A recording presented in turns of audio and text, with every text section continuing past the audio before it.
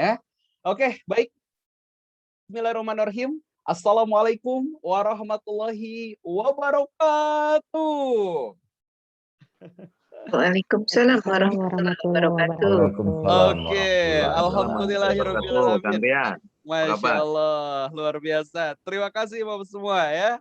Oke, alhamdulillahirobbilalamin. Bahagia sekali rasanya di subuh hari ini. Saya Rian Aprianto bisa menemani Bapak Ibu semua, bisa menemani pembicara hebat kita, luar biasa kita, Pak Abu Ziad HSDS, dalam program webinar dan bedah buku Revolusi Ikhtiar Karya Pak Abu Zi sendiri ya.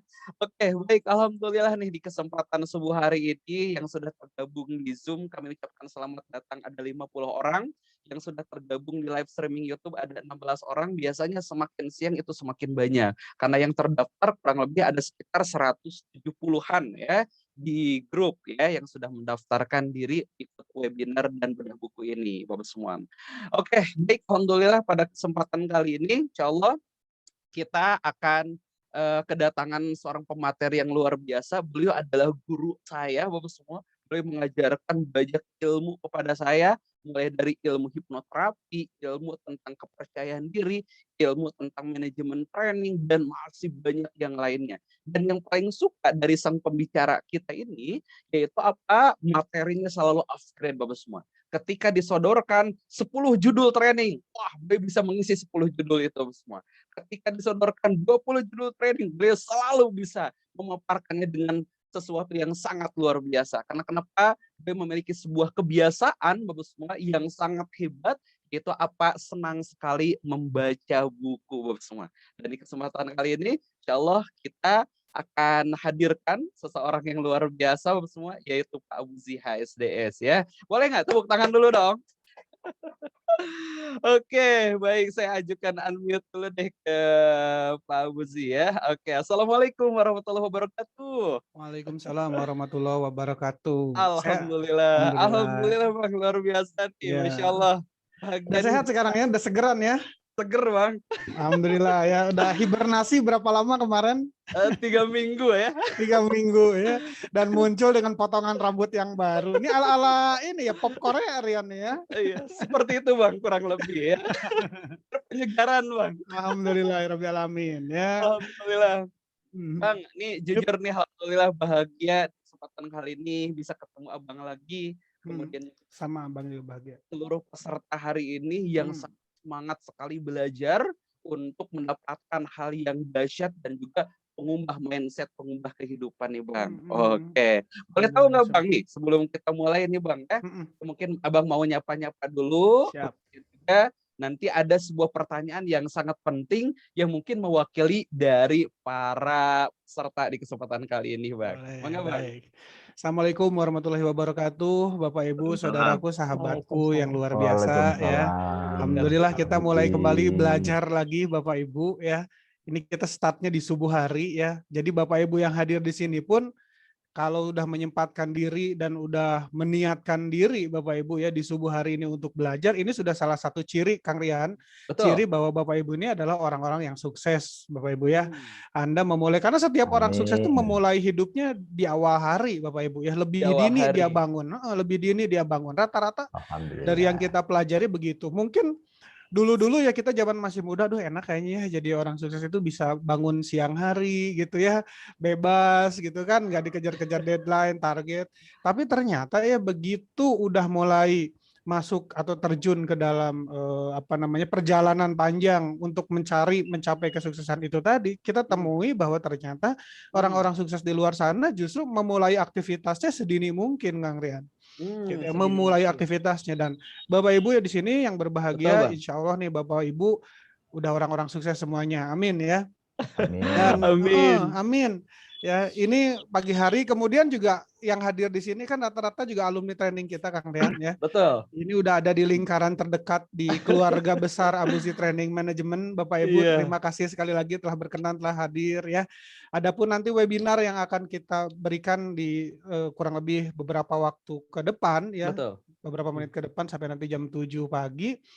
itu adalah webinar untuk membahas tentang isi buku dari judul buku ini Revolusi Ikhtiar. Nah, ini kan banyak juga yang udah pada Sama ya Bang ya? oh sama ya, dari mana Rian dapat ya? Dari Abang ya? Ya, Bapak Ibu juga pasti udah pada punya juga bukunya di rumah, yang udah pada punya bisa dibuka-buka lagi. Bukunya memang sengaja simpel, sederhana, racikannya juga sederhana aja Bapak Ibu. Itu bukan buku teks ilmiah, Bapak Ibu bisa buka dimanapun dan kapanpun, dinikmati. Nah, sekarang dibedahnya gitu loh Kang Rian. Wah, luar biasa nih, Masya Yang Allah. belum Ini punya gimana Kang? Yang belum punya bisa pinjem sama yang sudah punya ya. atau dan juga bisa beli Bang ya? beli. Yang nggak boleh itu difotokopi ya Kang Rian ya. Ya Betul, biaya fotokopi hampir sama aja lah ya. betul. Gitu Karena Bapak Ibu, kalau terima kasih sekali lagi. Senang selain Kang Rian tadi ketemu dengan Bapak Ibu, saya juga senang di sini bertemu dengan Bapak Ibu semuanya. Insya Allah ya kita akan komitmen kan ada bedah buku terus, mudah-mudahan Kang Rian ya amin. kita upayakan sih 1 minggu 1 kali, mudah-mudahan nanti kita bisa sama-sama, karena kan buku itu Betul. ya kita memang ada ratusan judul buku ya di Mm-mm. rumah ya sebagai koleksi. Ada yang udah dibuka, ada yang belum dibuka ya. Masih tersegel rapi. Masih tersegel, ini buku keren kayaknya, buku bagus gitu ya, beli gitu, disimpan dulu Iya. deh gitu.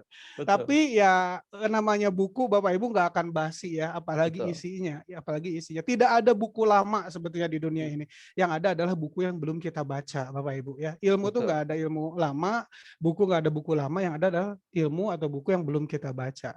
Itu Bapak Ibu. Mantap, luar Nah gitulah biasa. mungkin Kang Rian luar biasa ya. Oke, nih Bang, luar biasa nih Bang. Nah, Rian kan udah sebetulnya udah baca juga ya beberapa kali Udah baca. buku ya Bang Oke. ya. Buku ini mulai dari buku yang sebelum direvisi ya, ini kan yang cetakan terbaru. Nah, kemudian juga banyak hal yang sebetulnya menarik sekali nih Bang gitu ya. Pengubah selain bahasanya yang renyah gitu ya.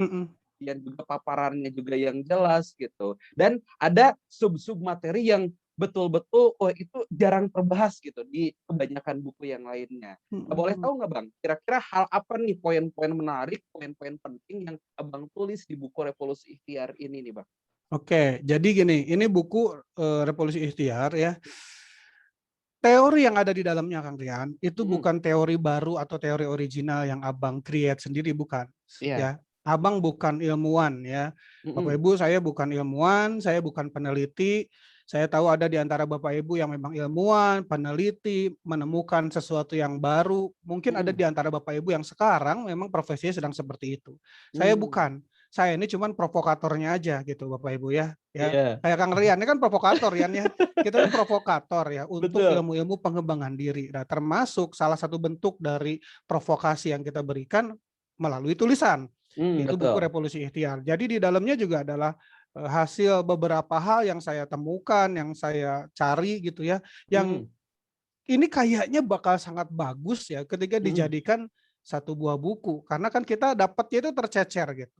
Kita dapatnya tercecer dari berbagai macam sumber, pelatihan kah, buku kah, video kah, kita ikut sertifikasi A, B, dan C gitu ya.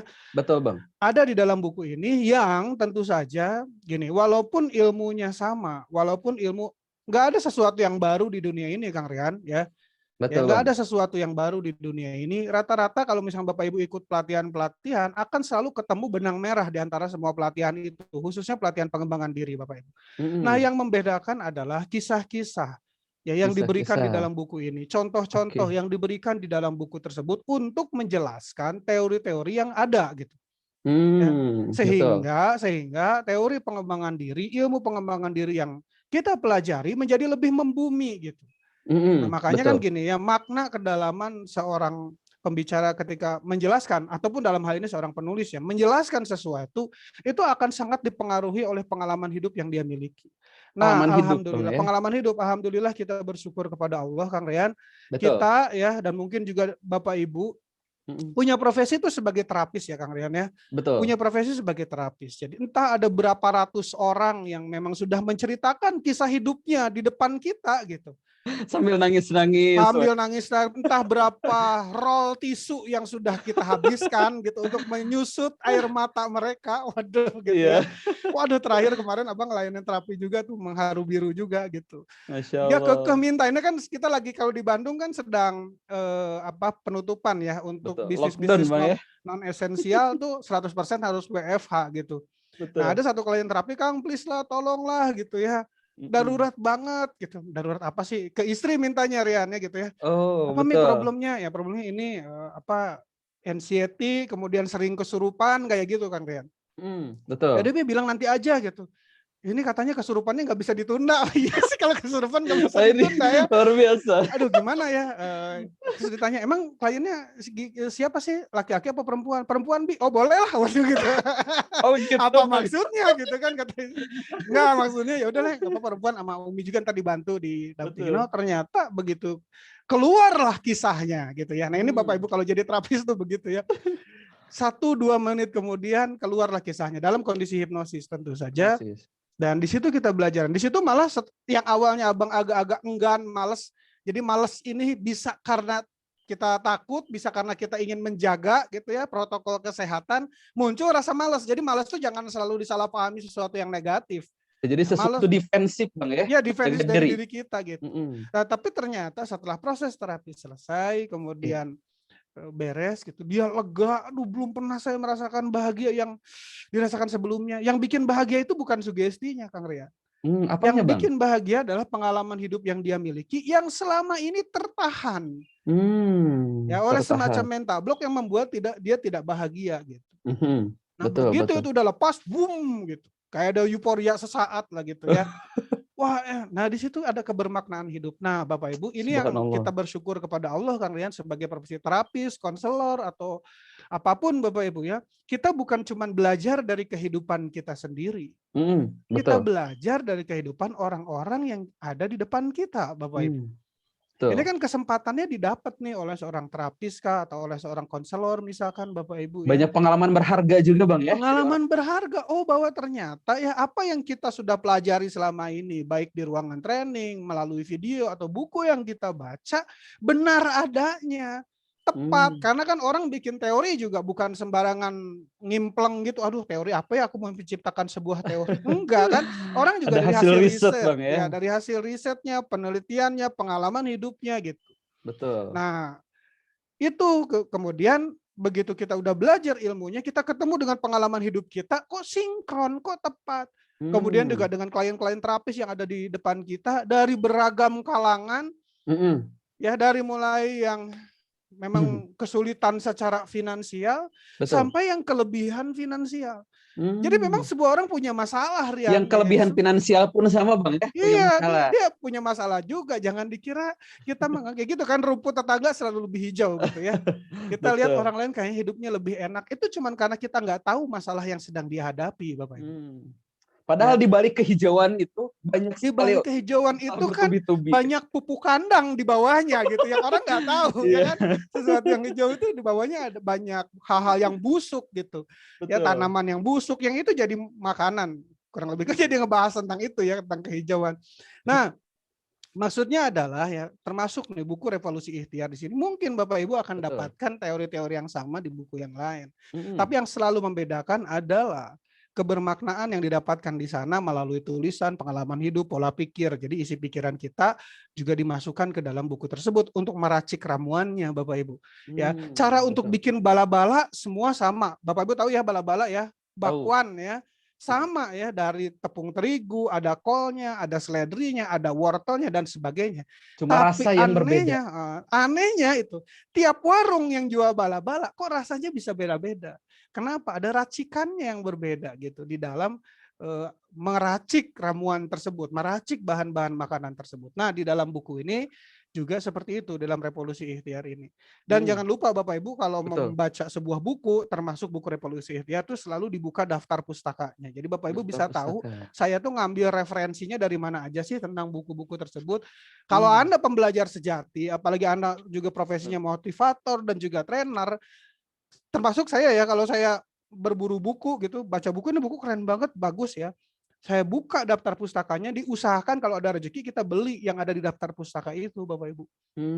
Gitu referensi ya, utama ya. Referensinya nanti kita dapat frame yang sama, pola pikir yang sama kurang lebih. Nah, konteks atau isi dari buku tersebut ya jelas adalah untuk membantu kita ya, ilmu pengetahuan untuk membantu kita mencapai keberhasilan di dalam hidup ini dengan cara yang aman, nyaman, dan juga penuh keberlimpahan gitu Kang Rian.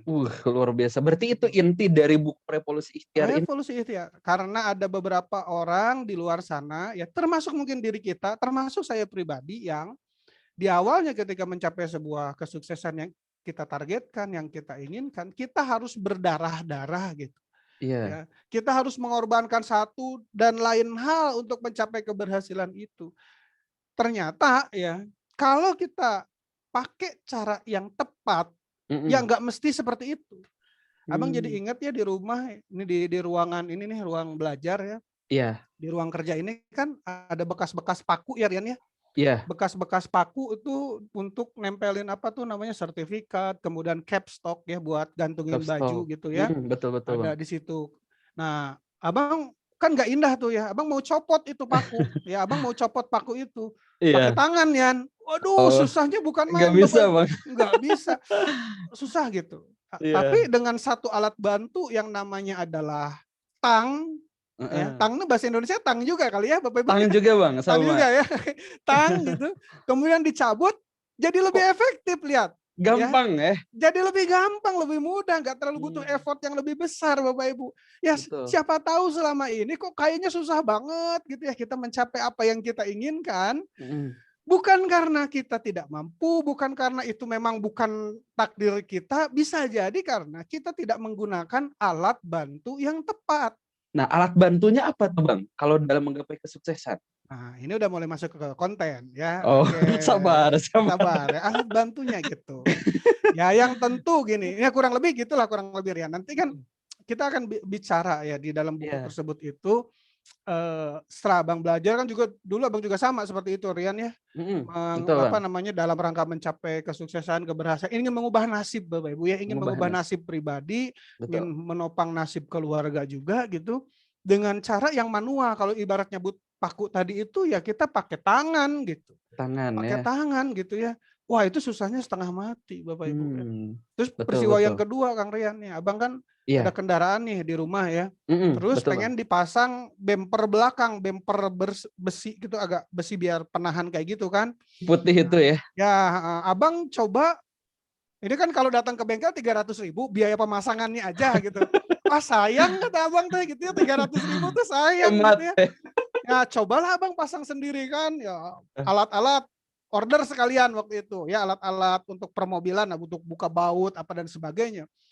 Itu setengah hari Bapak Ibu belum kepasang juga, udah tenaga habis gitu ya. Waktu itu ada tim juga, kita ada karyawan Waldi ya waktu itu.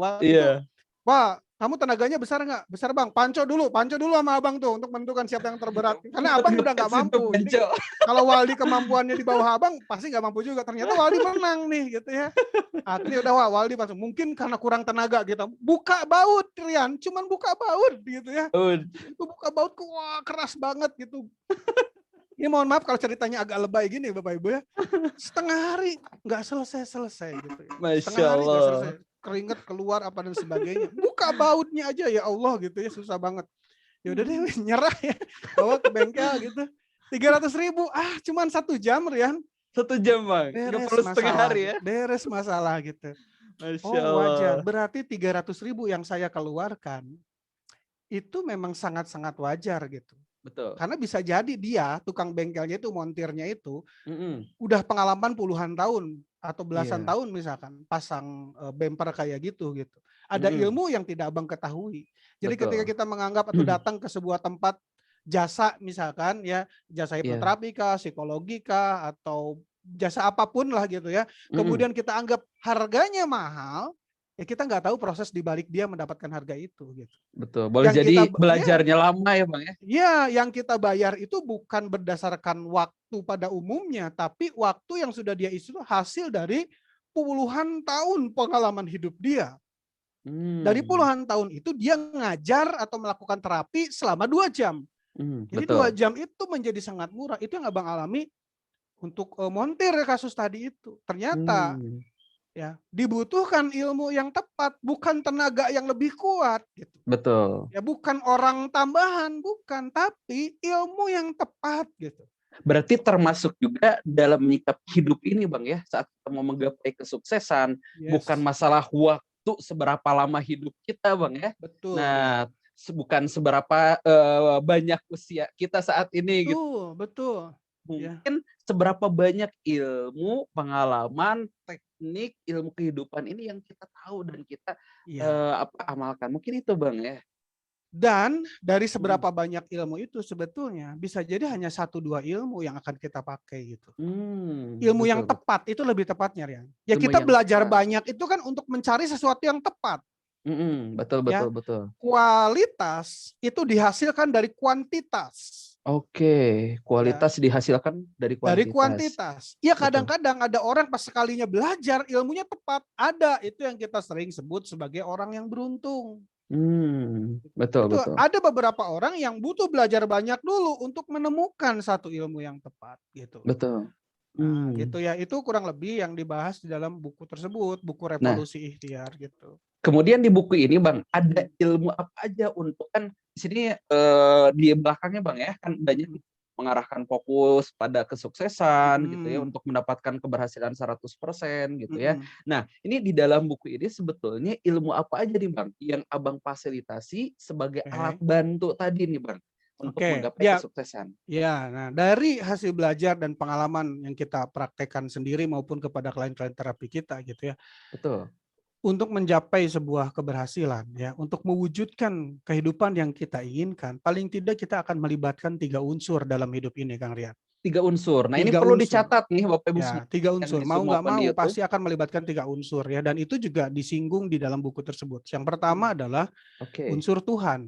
Unsur Tuhan ya. Hukum Tuhan, hukum Allah, Bapak Ibu. Hukum Allah. Dia adalah penyebab segala sesuatu yang ada terjadi di dunia ini. Termasuk penyebab keberadaan diri kita, penyebab kehidupan yang kita miliki saat ini. Ya, satu itu yang kita bahas di situ. Kita yakini dulu itu. Gitu. Kita ketahui apa sih yang Allah inginkan terjadi dalam hidup kita gitu. Apa yang Allah inginkan untuk kita lakukan kayak gitu. Itu di satu tuh prinsip itu. Ya kenapa? Karena ya ini kalau kita mau berhasil atau tidak berhasil ini sangat berkaitan. Misalkan gini Kang Rian ya, bayangkan. Betul. Ini ada dua sisi gitu ya. Abang pernah nanya begini, abang pernah nanya kepada salah satu peserta training waktu itu di SMA di sekolah-sekolah, abang tanya gini, di sini siapa yang pengen jadi orang sukses? Saya kan gitu ya.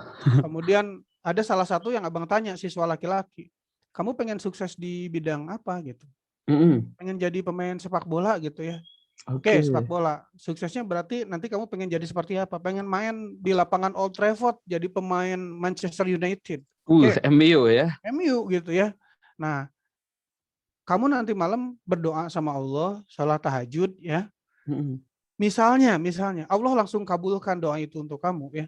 Pas kamu ketiduran ya, bangun di pagi hari tiba-tiba kamu udah buka mata, kamu udah ada di tengah-tengah lapangan Old Trafford gitu. Wah. Udah ada di Inggris sana gitu, kamu sedang ada di tengah-tengah pertandingan. Kira-kira kamu udah siap atau belum? Oh belum siap Kang gitu. Ya, artinya gini, belum siap ya. Kenapa belum siap? Ya saya belum latihan ya kan. Dia belum memenangkan kejuaraan dulu di tingkat lokal gitu. Tiba-tiba bangun udah jadi pemain MU gitu ya. Wah mau lari masih ngos-ngosan ya, antara kuat lari tapi nggak kuat nendang kayak gitu ya. Kuat lari nggak kuat nendang. Nah begini, itu maksudnya. Bagi Allah bisa saja, mudah saja, gampang saja mengubah nasib kita. Betul. Ya kun fayakun. Iya. Allah bilang jadilah gitu. Permasalahan yang terjadi ya, kita siap atau enggak? Banyak di antara kita yang merasa saya siap ya Allah ya untuk mendapatkan omset sekian gitu. Saya siap ya Allah untuk punya keberhasilan dalam hidup. Saya siap ya Allah untuk membangun rumah tangga. Banyak di antara kita yang merasa siap. Gitu. Padahal belum siap. Merasa ya Bang ya? Itu merasa. Jadi ada 2 faktor itu. Satu faktor Allahnya. Yang kedua adalah faktor manusianya. Faktor manusianya. Makanya di dalam buku itu, ini Abang bikin sih tadi slide sederhana yang dikit. Boleh, silahkan Bang. Gitu ya. Bentar. Nah ini Bapak Ibu yang dimaksudnya tadi. Ya, 3 penentu kesuksesan. Kurang lebih 3 penentu kesuksesan yang dibahas di dalam buku Revolusi Ikhtiar. Gitu ya. 1, hukum Tuhan. Apa? Hukum Tuhan itu adalah aturan-aturan Tuhan, aturan main yang berlaku untuk segenap makhluknya di muka bumi ini gitu. Itu yang pertama ya, yang Allah gariskan. Yang kedua adalah hukum alam. Hukum alam. Hukum alam tuh kayak gini Bapak Ibu ya. Rian bisa catur nggak, Yan? Bisa, Bang. Bisa. Bisa catur atau mengerti cara main catur? Ngerti cara main catur. Ya, pandai nggak main catur, Yan? Tergantung siapa lawan, Bang. Tergantung siapa lawannya. Ya, misalkan kalau kita main catur ya, di permainan catur itu kan ada aturan-aturannya, betul nggak? Betul. Kalau kuda jalannya gimana, luncur L. jalannya gimana, ya itu Betul. aturan gitu. Termasuk juga permainan monopoli. Ya dulu waktu kita masih SD kalau bulan puasa ngabuburit itu sambil main monopoli. Pasti Bapak Ibu juga ada yang sering main monopoli dulu ya, pernah minimal tahu gitu. Sama itu kan juga ada aturan-aturannya gitu. Ya, dan di setiap permainan itu akan selalu ada yang menang, ada yang kalah ya. Kalau di monopoli ada yang jadi jutawan, ada yang banyak utang gitu ya. Nah, langkah pertama supaya kita bisa memenangkan pertandingan itu adalah menguasai dulu aturan-aturan mainnya. Itu yang pertama dulu. Kita harus ngerti aturan mainnya. Kalau kita nggak ngerti aturan mainnya, kita udah kalah sebelum bertanding. Bayangin, misalkan ada pertandingan nih. Oke, Rian diundang. Oke, melawan siapa? Misalkan melawan Tono misalnya gitu ya. Sebutlah namanya Tono. Tapi si Tono ini begitu ditanya sama panitia, ini kan pertandingan catur Agustusan ya misalnya gitu. Iya. Tono sudah siap-siap, Rian siap-siap. Rian udah tahu aturan main catur? Tahu. Tono udah tahu aturan main catur? Nggak tahu. Oh kalau gitu Tono kamu nggak bisa main nih gitu. Kenapa? Karena nggak ngerti. Kamu belajar dulu deh gitu. Tapi kekeh aja si Tono kan pengen main gitu. Ya tetap aja nggak bisa. Kenapa? Karena udah ada aturannya. Nah, jalan kita untuk mewujudkan keberhasilan dan kesuksesan itu ya juga ada aturan mainnya. Aturan mainnya adalah hukum alam. Jadi kita hidup ini ada aturan main sebetulnya. Karena kita hidup di alam ini, Bang ya. Kita hidup di alam ini ada hukum alam. Nah, itu yang kita pelajari waktu zaman sekolah dulu sebagai ilmu fisika ya. Ilmu fisika. Ya, dulu kita belajar fisika di sekolah itu fisika Newtonian ya. Fisika Newtonian itu fisika ya fisik mekanika teknis gitu ya yang itu mengawali revolusi industri terjadi di Inggris, kehidupan mulai berubah setelah ilmu fisika ada gitu. Yang kedua juga ada berkembang namanya fisika kuantum, itu bermain di alam vibrasi, alam yang tidak tampak secara fisik gitu. Tapi ada, dunia itu tuh ada walaupun tidak tampak secara fisik.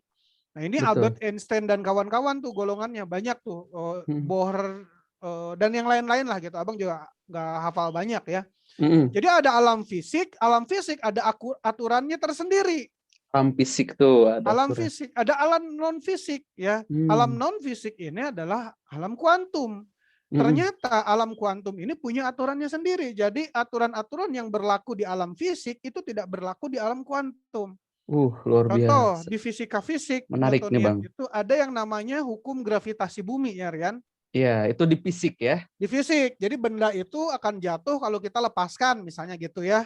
Dia jatuh. Di alam kuantum nggak kayak gitu. Benda di alam kuantum apa? Energi. Energi nggak jatuh ke bawah. Ya. Bahkan energi punya hukumnya tersendiri apa? Tertarik pada sesuatu yang sejenis. Dan lain-lain lah. Bapak Ibu ntar bisa belajar sama ahlinya ilmu fisika itu. Nanti paling yang kita kutip termasuk di dalam buku ini adalah ilmu fisika yang ada kaitannya dengan untuk mencapai keberhasilan. Iya. Nah, makin kita paham tentang hukum alam ini, makin mudah hidup kita. Gitu. Makin kita paham, makin mudah hidup kita. Gitu ya. Kayak misalkan nih ada di dalam ilmu catur ya, ilmu percaturan gitu ya. Ada yang abang dulu kan juga sama ya, belum ngerti banyak tentang permainan catur ini gitu. Pas main catur sama temen, wah temen udah pada habis tuh ya, petinggi-petingginya. Kemudian dia jadiin tuh ada anak namanya ya, anak ya. Dijadiin untuk sampai ke batas tempat abang, wilayah abang. Ternyata kan kalau udah nyampe batas itu bisa diganti, bisa berubah gitu, nggak jadi berubah kayak gitu ya. Kata abangnya curang, nggak boleh gitu. Kata dia boleh dong gitu. Memang aturannya boleh. Kok yang tadi ya makanya abang biarin lah itu mau nyampe ke batas juga cuma anak gitu, nggak ada pengaruh apa-apa. Ternyata begitu udah sampai ke batas dia berubah jadi patih gitu. Dan mengobrak-abrik pertahanan abang dari belakang gitu ya. Wah, karena saya nggak tahu ilmunya pada saat itu, nggak tahu. Wah, itu nyesalnya luar biasa gitu. Nah itu Bapak Ibu, karena dia tahu ilmunya, dia lebih unggul. Dia tahu gitu saat situasi tertentu apa yang harus dilakukan. Ketika situasi kayak gini apa yang harus dilakukan. Itu kelebihan orang yang tahu ilmunya. Orang Kelebihan yang orang yang tahu. ngerti. Makanya orang-orang yang faham, satu faham hukum Allah yang sudah Allah tetapkan, gitu ya, yang sering kita sebut sebagai takdir, Rian. Betul. Kemudian ilmu, ya cara kerja kehidupan ini, gitu ya, yang kita sebut sebagai hukum alam. Hukum alam. Terus juga ada ilmu tentang diri kita, aturan yang berlaku di dalam diri kita internal. Ya, ada kalau alam itu yang lebih luas, tapi kita nih bagian dari alam manusia. Di dalam diri kita itu ada alamnya tersendiri, gitu. Internal diri kita itu juga ada hukum kita, hukum manusia. Ada aturan pikiran, rules of mind, ada belief system dan sebagainya. Itu yang ada di dalam diri kita. Nah, orang yang paling mengerti hukum-hukum ini, insya Allah adalah orang yang hidupnya akan lebih mudah dibandingkan orang yang lainnya. Ketika kita nggak ngerti hukum-hukum ini, biasanya kita akan lebih kesulitan dalam hidup ini, gitu. Betul. Itu aja. Jadi ilmu ini, ilmu bukan cuma ilmu yang akan dipelajari sekarang. Pada prinsipnya sebuah ilmu itu mempermudah urusan. Mempermudah urusan, Ya, Bang, ya. jadi kalau Bapak Ibu belajar sesuatu, tapi ternyata urusan jadi makin ribet, ya, dua hal yang terjadi. Mungkin ilmunya tidak tepat, mungkin kita cara memahaminya yang kurang tepat. Nah, Betul. gitu. 3 hukum itu yang kurang lebih dibahas di dalam revolusi ikhtiar itu, Kang Rian. Jadi yang pertama, Bang, kan ulangi hukum Oke. Tuhan ya, hukum Allah Tuhan. Subhanahu wa taala, karena kan pasti ada aturan-aturannya ya. Yuk. Lebih lengkapnya Bapak Ibu bisa simak di bukunya. Kemudian yang Oke. kedua adalah hukum alam. Karena saat Hukum ini kan alam. kita tinggal di alam, maka kita terikat dengan hukum-hukum kekekalan yang ada di alam ini ya, hukum kekekalan energi dan lain sebagainya mungkin. Yang ketiga adalah tadi tentang diri kita, tentang diri hukum kita manusia. sendiri ya, Aturan-aturan yang berlaku di dalam diri kita, gitu. Betul, karena kita ini sebagai manusia berarti kita harus tahu nih siapa diri kita, gitu ya. Nah, kelebihan kita apa, potensi kita apa, semacam kekurangan potensi gitu. Dan ketika tiga-tiganya kita sudah mengetahui ya, plus kita mengactionkan juga, betul ya Bang ya, karena kita hanya sekedar tahu, maka akan terjadi perubahan dan percepatan kesuksesan itu di sana. Ya, dan yang tak lupa suksesnya juga kita sambil bahagia, gitu. Nah, betul. Ada Bang itu sukses yang tidak bahagia juga, Bang? Oh, ada Rian, ada gitu. Ya, makanya di sini inilah langkah pertama yang mesti kita lakukan dulu Bapak Ibu ya. Sebelum kita menapaki jalan menuju keberhasilan atau kesuksesan tersebut, makanya saya tulis di slide ini ya. Bentar ya. Ini kelihatan nggak slide-nya, Rian? Udah Bang, udah ada. Tapi sekarang jadi hilang. Nah, harus ditutup dulu mungkin ya. Oke. Bentar ya. Nah, ini Bapak Ibu. Nah, ada. Nah, ini Bapak Ibu. Jadi sukses itu apa sih gitu? Ini harus kita definisikan sejak awal. Ya, kita harus definisikan sukses itu apa, kemudian sukses bagi kita itu apa. Ini pasti Bapak Ibu punya definisi masing-masing gitu ya. Definisi masing-masing tentang sukses itu, dan saya searching salah satunya juga dari Kamus Besar Bahasa Indonesia ya. Ya pasti kan kita punya definisi macam-macam tentang sukses itu, dan sah-sah saja gitu ya. Kita mendefinisikan sukses seperti yang kita inginkan. Apapun definisi kesuksesan kita, hukum-hukum ini akan terikat terkait di dalamnya. Jadi ada orang yang menemukan 3 hukum ini dalam pencariannya, proses pencariannya itu adalah orang-orang yang belajar dari pengalaman. Setelah udah coba ini gagal, itu gagal, ini gagal, itu gagal. Oh ternyata ada ilmunya gitu. Termasuk kita pun pelajari kan begitu Kang Rian. Ya buat betul. Abang sendiri dulu belajar sama, jatuh bangun, gagal dan sebagainya, kok susah banget pengen ngubah nasib. Katanya Allah ini maha kaya kan, apa sulitnya sih kalau memang Allah maha kaya, apa sulitnya sih ngasih ke hambanya gitu kalau hambanya minta gitu. Betul. Ya, katanya Allah ini maha pemurah, kok harus butuh syarat, ketentuan dan syarat sih dan sebagainya gitu. Ya Allah gitu, pernah di masa terpuruk ya Abang, di masa sangat terpuruk pada saat itu ya. Iya. Dalam tanda petik ya, nggak ada rezeki yang bisa Abang pakai untuk menghidupi keluarga pada saat itu tuh, di masa bangkrut dalam usaha yang besar sekali. Betul. Plus utang juga banyak pada saat itu ya. Di masa itu saya sempat sampai ada di batas gitu, ada di batas, udah nabrak tembok lah, udah terdesak ke tembok, udah harus gimana lagi, sampai doa sama Allah, ya Allah, kalau engkau nggak akan kasih rezeki, ya Allah nggak apa-apa, nggak dikasih juga, minjem ya. Ke Allah pun mau ngutang gitu, minjem ya Allah, gitu ya. Minjem rezeki ya Allah. Karena kita nggak ngerti siapa Allah, ya, karena kita nggak ngerti hukum alam, akhirnya ya kita akan tersiksa dengan pencapaian sukses yang kita inginkan sendiri gitu loh. Ya, Barulah beberapa waktu setelahnya abang sadar bahwa peristiwa yang abang alami di masa lalu itu menjadi sebuah pelajaran yang sangat menarik ya, yang bisa kita gali ke dalamnya. Wah, ini saya marah berterima kasih, ya Allah, terima kasih atas doa-doa yang tidak Engkau kabulkan pada saat itu gitu. Oh, berterima kasih tidak dikabulkan, Bang, ya? Berterima kasih tidak dikabulkan saat itu, Rian gitu. Nah, Kenapa, karena Bang? Allah itu kan bijaksananya begitu. Allah tahu yang awal dan yang akhir. Betul. Kita nggak tahu gitu. Kita yang nggak tahu.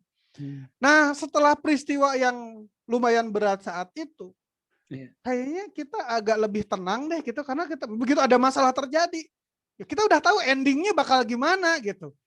Yang kita fokuskan pikiran kita adalah apa yang kita lakukan saat ini dalam menyikapi peristiwa tersebut. Kayak betul. kita masuk ke rumah hantu, Bapak Ibu main ke Dufan atau main ke Taman Safari atau di tempat manapun, misalkan ada game rumah hantu ya Rian ya. Takutnya di awal biasanya, Bang. Ya kita mau masuk rumah hantu gitu, kita tahu di dalam itu bakal menakutkan, tapi kok kita tetap masuk. Kenapa? Karena kita tahu nanti ada garis finishnya. Setelah keluar dari garis finishnya, keluar dari rumah hantunya, di pintu exit, ya udah kita nggak akan ditakut-takutin lagi, kita nggak akan deg-degan lagi, kita cuma pengen nyoba sensasinya aja gitu. Makanya kita bayar masuk ke rumah hantu itu. Memang di dalam kita ngeri, takut apa dan sebagai horor.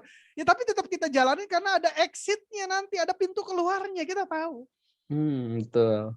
Nah, ketika kita mengenal Allah ya.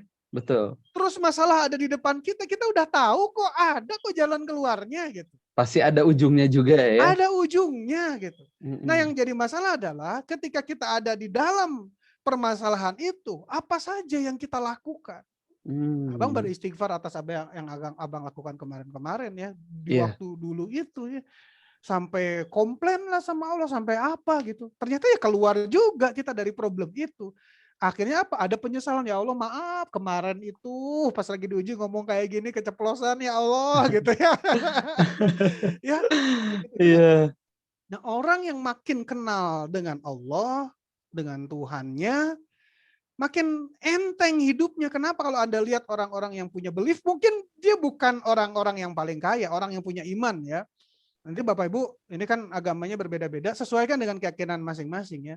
Orang yang punya iman, kenapa sih hidupnya lebih tenang dibanding yang nggak punya iman? Walaupun kita lihat, ya percuma aja kamu beriman juga kalau nggak kerja mah gitu ya, nggak akan dapat sesuatu. Betul. Iya, tapi dibandingkan orang yang nggak kerja dan nggak punya iman, itu lebih bahaya lagi gitu. Lebih cemas lagi Bapak Ibu sesuatunya di dalam dirinya. Gitu. Ya seburuk-buruknya seorang pemalas tapi beriman, itu masih mending gitu. Masih aman. Masih aman dibanding pemalas ya nggak ada iman. Ya dosa aja kalau dia lagi sendiri tuh ya mikirin yang macam-macam gitu. Nah maksudnya semakin kita kenal yang Maha Kuasa itu makin luar biasa. Nah itu nanti akan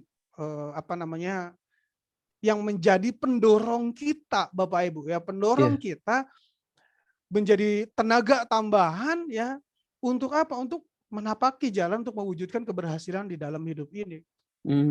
Betul. Belief hukum tentang Allah itu. Nah sebelum ke sana, apa dulu definisikan sukses menurut kita itu apa? Nah kalau saya ambil definisinya dari Kamus Besar Bahasa Indonesia Bapak Ibu ya, dan juga dari beberapa sumber, kurang lebih inilah Bapak Ibu. Sukses merupakan status yang menunjukkan bahwa Anda telah mencapai sesuatu. Gitu ya. Sukses itu status yang menunjukkan Anda telah mencapai sesuatu. Juara pertama, penjualan terbaik, kondisi, statusnya kondisi gitu. Bahwa kita sudah berhasil mencapai sesuatu, atau kurang lebih ketika kita berhasil mendapatkan sesuatu yang kita upayakan, itu dinamakan mencapai target ya Bang ya. Yes, mencapai target ada di situ gitu ya. Kemudian sukses juga bisa menjadi status sosial tertentu yang menggambarkan kemakmuran atau mendapatkan ketenaran. Wah nggak, mantap nih ya. Ini pasti ada orang yang gimana ya dengar kayak gini gitu ya. Ya sukses juga bisa menjadi status sosial tertentu.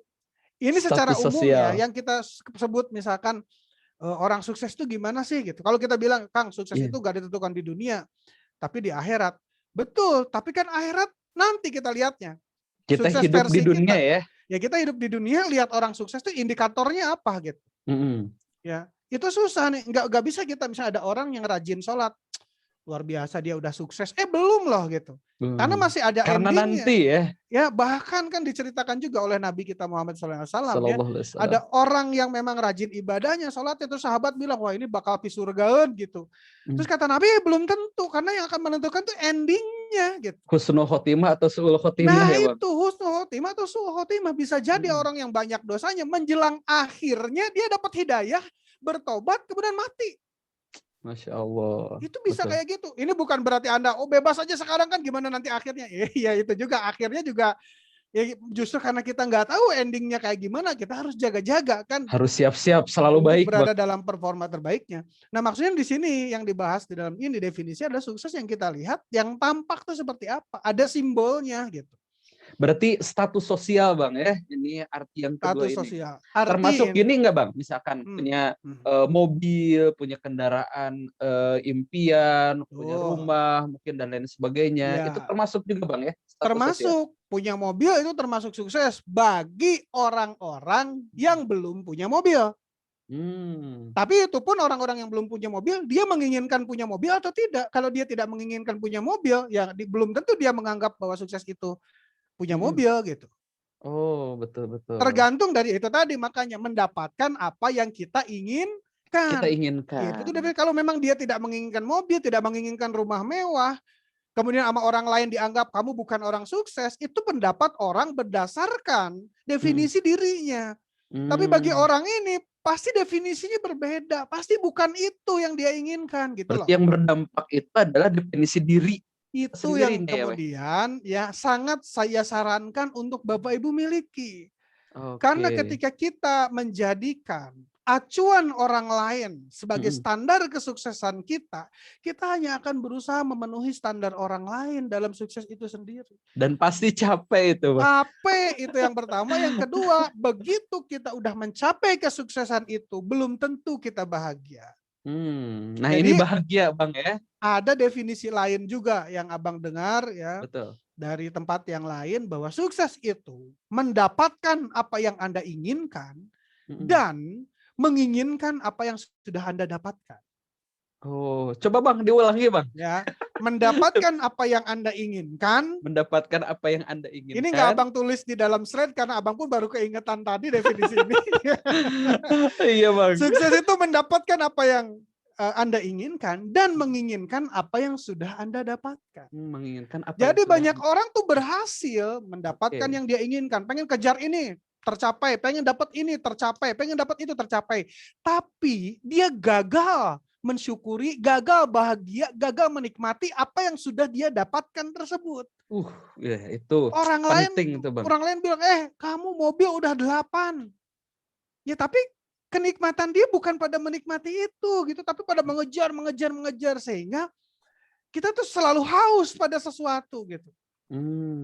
Tapi nggak menikmati apa yang sudah dia dapatkan. Bagi orang lain dia udah super sukses gitu. Betul. Apa sih yang nggak bisa dibeli sama dia gitu. Bagi orang lain yang mungkin tidak mendapatkan itu, pingin punya hak seperti dia, dianya sendiri belum tentu gitu. Dia akan menjadi seorang pecandu ikhtiar akhirnya gitu. Dia pecandu ikhtiar tuh akhirnya kecandu dengan ikhtiarnya. Dan dia nggak berhasil menikmati apa yang sudah dia inginkan gitu. Ya. Berarti sebetulnya sukses yang tadi ya Bang ya, ini makna sukses yang dalam nih yang menurut Rian nih. Jadi itu keluar dan ke dalam. Artinya keluar ini kita bisa mendapatkan sesuatu yang belum kita miliki, kemudian kita berhasil mendapatkannya gitu ya. Kemudian yang kedua ke dalamnya nih. Sesuatu yang sudah kita miliki, kita bisa mensyukurinya. Nah, itu arti kesuksesan sesungguhnya. Mungkin kita menikmati apa yang sudah kita miliki. Ya, contohnya misalkan buat Abang sendiri nih, Abang nih ya. Abang takut kalau ngasih contoh ke orang lain ya, buat Abang misalnya. Iya. Di dalam pikiran Abang, ini pengen banget punya mobil merek tertentu, tipe tertentu ya. Iya.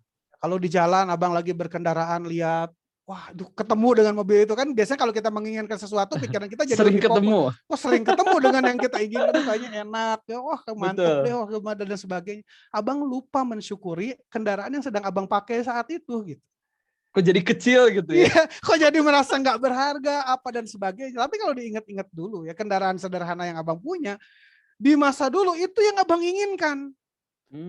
Begitu sudah dimiliki, kita menginginkan yang lain. Sama, kita punya istri ini yang paling cantik sekampung misalnya. Wah, ditarget nih, itu didapat. Begitu udah didapat, gak dinikmati. Oh, gak dinikmati gimana maksudnya? Ya maksudnya, lihat yang lain, ada lagi ini gitu.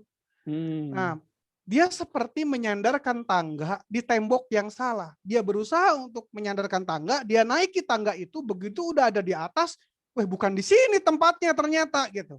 Nah, orang mencapai sukses, yang suksesnya didefinisikan oleh orang lain. Karena kata orang sukses itu kamu punya jabatan, sukses itu kamu punya apa, sukses itu kamu punya apa, gitu. Dia anggap bahwa itulah kesuksesan, dia kejar, begitu dia udah dapat segalanya, kayaknya bukan ini yang aku inginkan gitu. Kumaha tah? Iya, akhirnya apa yang terjadi? Ini yang sering orang bilang, ada orang sukses tapi tidak bahagia. Itu yang sering orang bilang. Sebetulnya ya itu belum tentu sukses juga gitu. Oh, ternyata yang ada di dalam dirinya bukan benda-benda itu. Ternyata pengakuan. Pengakuan. Ini namanya kebutuhan psikologis. Ini kan sering kita bahas di kelas-kelas terapi ya, Rian ya. Problem mental ya Bang ya. Problem mental gitu. Oh, ternyata selama ini dia tuh mengejar apa yang dia butuhkan, apa pengakuan. Jadi yang dia candu itu adalah pengakuannya yang bikin dia kecanduan, bukan benda-bendanya. Dia punya benda tapi senang dapat pengakuan orang, "Weh, kamu bagus ya, kamu udah dapat ini, selamat ya, berhasil." Bayangkan, apakah orang yang muji kita itu bakal muji kita tiap hari? Enggak juga gitu ya. Dia muji sesekali aja, enggak tiap datang ke rumah kita lihat mobil bagus, wah muji itu tiap datang. Enggak juga, karena orang juga bakal bosan juga muji gitu. Ya, termasuk kita akan hilang juga perasaan kita memiliki benda tersebut. Hilang. Oh, yang dibutuhkan itu adalah psikologisnya, ada sesuatu yang tidak terpenuhi di dalam dirinya. Makanya kan kalau kita di kelas terapi kita bilang gini, untuk hal fisik penuhi secara fisik, untuk kebutuhan emosi penuhi secara emosi, jangan dibalik gitu. Nah, jadi kebutuhan fisik penuhi secara fisik, Bang yes. Kebutuhan makan penuhi gitu ya, dengan beras. Makan penuhi. Gitu ya. Anda bisa emosi, kelaparan tapi sambil tersenyum dan bahagia ya. Tapi tetap kelaparan. Jadi yang Anda butuhkan bukan bahagia, tapi beras gitu. Beras ya. Ya itu fisik, berarti penuhi hal fisik. Gak apa-apa Kang, saya sudah bahagia dengan hidup sekarang. Ya alhamdulillah. Tapi itu anak busung lapar Om gitu. Aduh. Ya. Itu ya bahagia sih bahagia gitu. Tapi kan jadi gak produktif gitu ya. Oke. Jadi nah, sebetulnya ada dua juga Bang ya dalam hidup kita nih yang harus kita perhatikan dan mungkin jarang kebanyakan orang tahu Bang. Jadi yaitu kebutuhan fisik dan kebutuhan mental, emosi. Kan kalau kita bahas di training Hypno-EFT Power atau di training EST ada 5 kebutuhan paling tidak ya. Kebutuhan spiritual, kebutuhan emosi, kebutuhan fisik, kebutuhan harta, kebutuhan sosial. Betul. Minimal 5 sih itu Rian, minimal 5 gitu. Itu yang kita butuhkan ya. Nah, balik lagi ke yang ada di sini misalkan. Nah, sukses itu apa sih, didefinisikan sendiri. Jangan-jangan bukan itu yang kita kejar. Bapak Ibu renungkan. Duh, saya memang misalkan Anda punya impian nih pengen punya rumah yang lapang misalnya ya. Coba pertanyakan dulu dalam hati. Kenapa ya saya pengen punya rumah yang lapang? Ya biar bisa main dengan anak-anak enak. Kenapa saya pengen main dengan anak-anak? Karena saya dulu waktu kecil, nah bisa jadi kalau ada dulu waktu kecil saya jarang diajak main sama keluarga karena rumah saya sempit, saya sedih karena rumah saya sempit. Nah, kebutuhan emosi itu ya? Iya emosi. Ternyata problemnya itu kesedihan waktu dia di masa lalu rumahnya itu petak gitu ya, keluarganya banyak, serba terbatas, dia mengasihani dirinya yang masih kecil dulu ternyata. Ini contoh aja Bapak Ibu, contoh ya misalnya kayak gitu. Oke. Gitu ya. Oke, misalnya kayak gitu, itu rumah kita misalnya kayak gitu. Oh, dia impiannya untuk mendapatkan rumah yang lapang dengan dimotivasi oleh rasa sedih. Ini powernya kurang, gitu. Ini powernya kurang. Rasa sedih ini harus diterapi, harus disembuhkan. Nggak cukup energi yang dimunculkan oleh rasa sedih ini untuk mencapai keberhasilan. Nah ini udah sempat kita bahas di kelas-kelas terapi berikutnya, atau Bapak Ibu juga search di video saya judulnya Peta Kesadaran David R. Hawkins tentang kesadaran level-level energi apa yang kita butuhkan untuk mendapatkan keberhasilan itu tadi Bapak Ibu. Bukan sedih gitu. Nah sedih ini harus di-healing, harus disembuhkan. Oh ternyata itu. Beda lagi ceritanya misalnya, pengen mobil misalkan. Oke, tanyakan sama dalam diri, apa sih? Ya sekarang anak udah 6 gitu, kemana-mana udah nggak bisa barengan. Oh itu butuh memang gitu ya. Ya berarti itu fisik memang perlu. Berarti. Itu fisik gitu ya. Nah biasanya kalau udah seperti itu akan lebih clear, lebih jelas yang kita butuhkan gitu. Nah, Betul. jadi tugas yang pertama sekarang Bapak Ibu ya, definisikan dulu kesuksesan menurut Bapak Ibu apa. Ini kan di sini ada lintas usia dan lintas latar belakang Bapak Ibu ya, pasti suksesnya beda-beda. Betul. Gitu. Buat Abang sendiri, Abang mendefinisikan sukses ya, bukan pada pencapaian yang ingin Abang dapat. Abang bikin juga target-target pencapaian, apa yang ingin dimiliki, apa yang ingin dipelajari gitu ya. Betul, Bang. Tapi di saat yang sama, secara umum Abang definisikan sukses. Sukses itu ya Abang lebih baik aja daripada tahun kemarin. Gitu. Ya Abang yang tahun ini harus lebih baik dari tahun kemarin. Kalau yang hari ini kurang atau lebih buruk dari tahun kemarin, berarti Abang bisa anggap Abang gagal. Gitu. Ya lebih baik dalam hal apa? 5 bidang kehidupan tadi. Spiritual, harus lebih baik Bang. dalam bidang spiritual nih. Kita Emosi. makin soleh nggak? Kita makin merasa dekat nggak dengan Yang Maha Kuasa? Dan merasa dekat dengan Allah ini jangan kita omongin sama orang lain. Duh kayaknya gue nih lagi deket banget sama Allah. Jangan gitu ya. Udah simpan aja diri sendiri gitu ya. Ya merasa dekat itu artinya kita tuh kalau sholatnya nikmat, zikirnya dapet gitu ya. Kemudian juga dengan hubungan sesama kita bisa melihat Allah ada di mana-mana dalam tanda petik dalam setiap proses kehidupan kita. Di saat senang kita bisa merasakan kehadiran Allah. Di saat kita sedang dapat musibah kita merasakan kehadiran Allah. Itu secara spiritual. Kita yang ukur hari ini dengan tahun kemarin lebih bagus mana. Bulan ini dengan bulan kemarin harus lebih bagus yang mana. Betul. Kemudian yang kedua secara emosi harus bertumbuh ya, bertumbuh lebih bijak lagi gitu. Ya alhamdulillah Abang tahun ini udah jauh lebih baik dibandingkan di tahun-tahun sebelumnya ketika menyikapi sebuah situasi tertentu. Oh ada emosi-emosi yang dulu sangat mengganggu sekarang sudah hilang. Traumatis dan sebagainya gitu. Agak lebih mudah sekarang gitu ya di dalam hal mengelola emosi. Kemudian secara fisik kesehatan kita gimana gitu. Secara finansial itu juga bisa jadi tolak ukur. Saya yang sekarang saldo tabungan berapa dibandingkan yang lalu, nambah enggak gitu. Nah, kalau Abang secara pribadi menetapkan sukses itu begitu.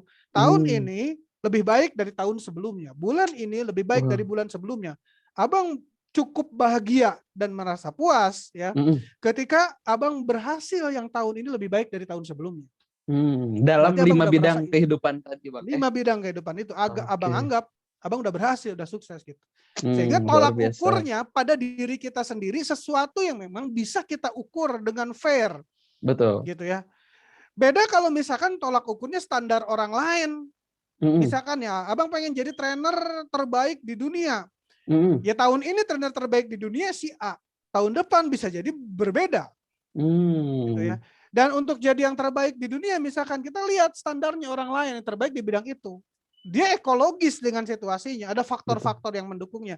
Sah-sah saja kalau kita mau jadikan dia sebagai model trainer kita, model training kita. Gitu. Betul. Ya, tapi saat kita sudah sukses, siapa tahu kita bisa lebih dari dia.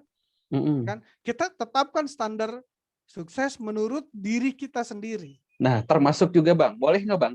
Ajak nih Bang, seluruh peserta yang hadir di sini, yang ikut di Zoom maupun di live streaming YouTube, untuk mendefinisikan kesuksesan menurut diri masing-masing gitu ya. Mungkin silakan lewat chat aja Bang ya. Oke, silakan di chat Bapak Ibu ya. Boleh Bapak semua tulis di kolom chat ya. Nah, yang di YouTube juga di live chatnya silahkan kesuksesan, arti kesuksesan menurut diri Anda sendiri apa sih gitu. Oke, silakan, coba. Bapak Ibu, silakan ya. Oke, di sini juga ada beberapa nih Bang yang sudah menulis Bang ya. Jadi katanya itu, sukses itu bahagia dunia dan akhirat. Oke, boleh nggak Bang kayak gitu?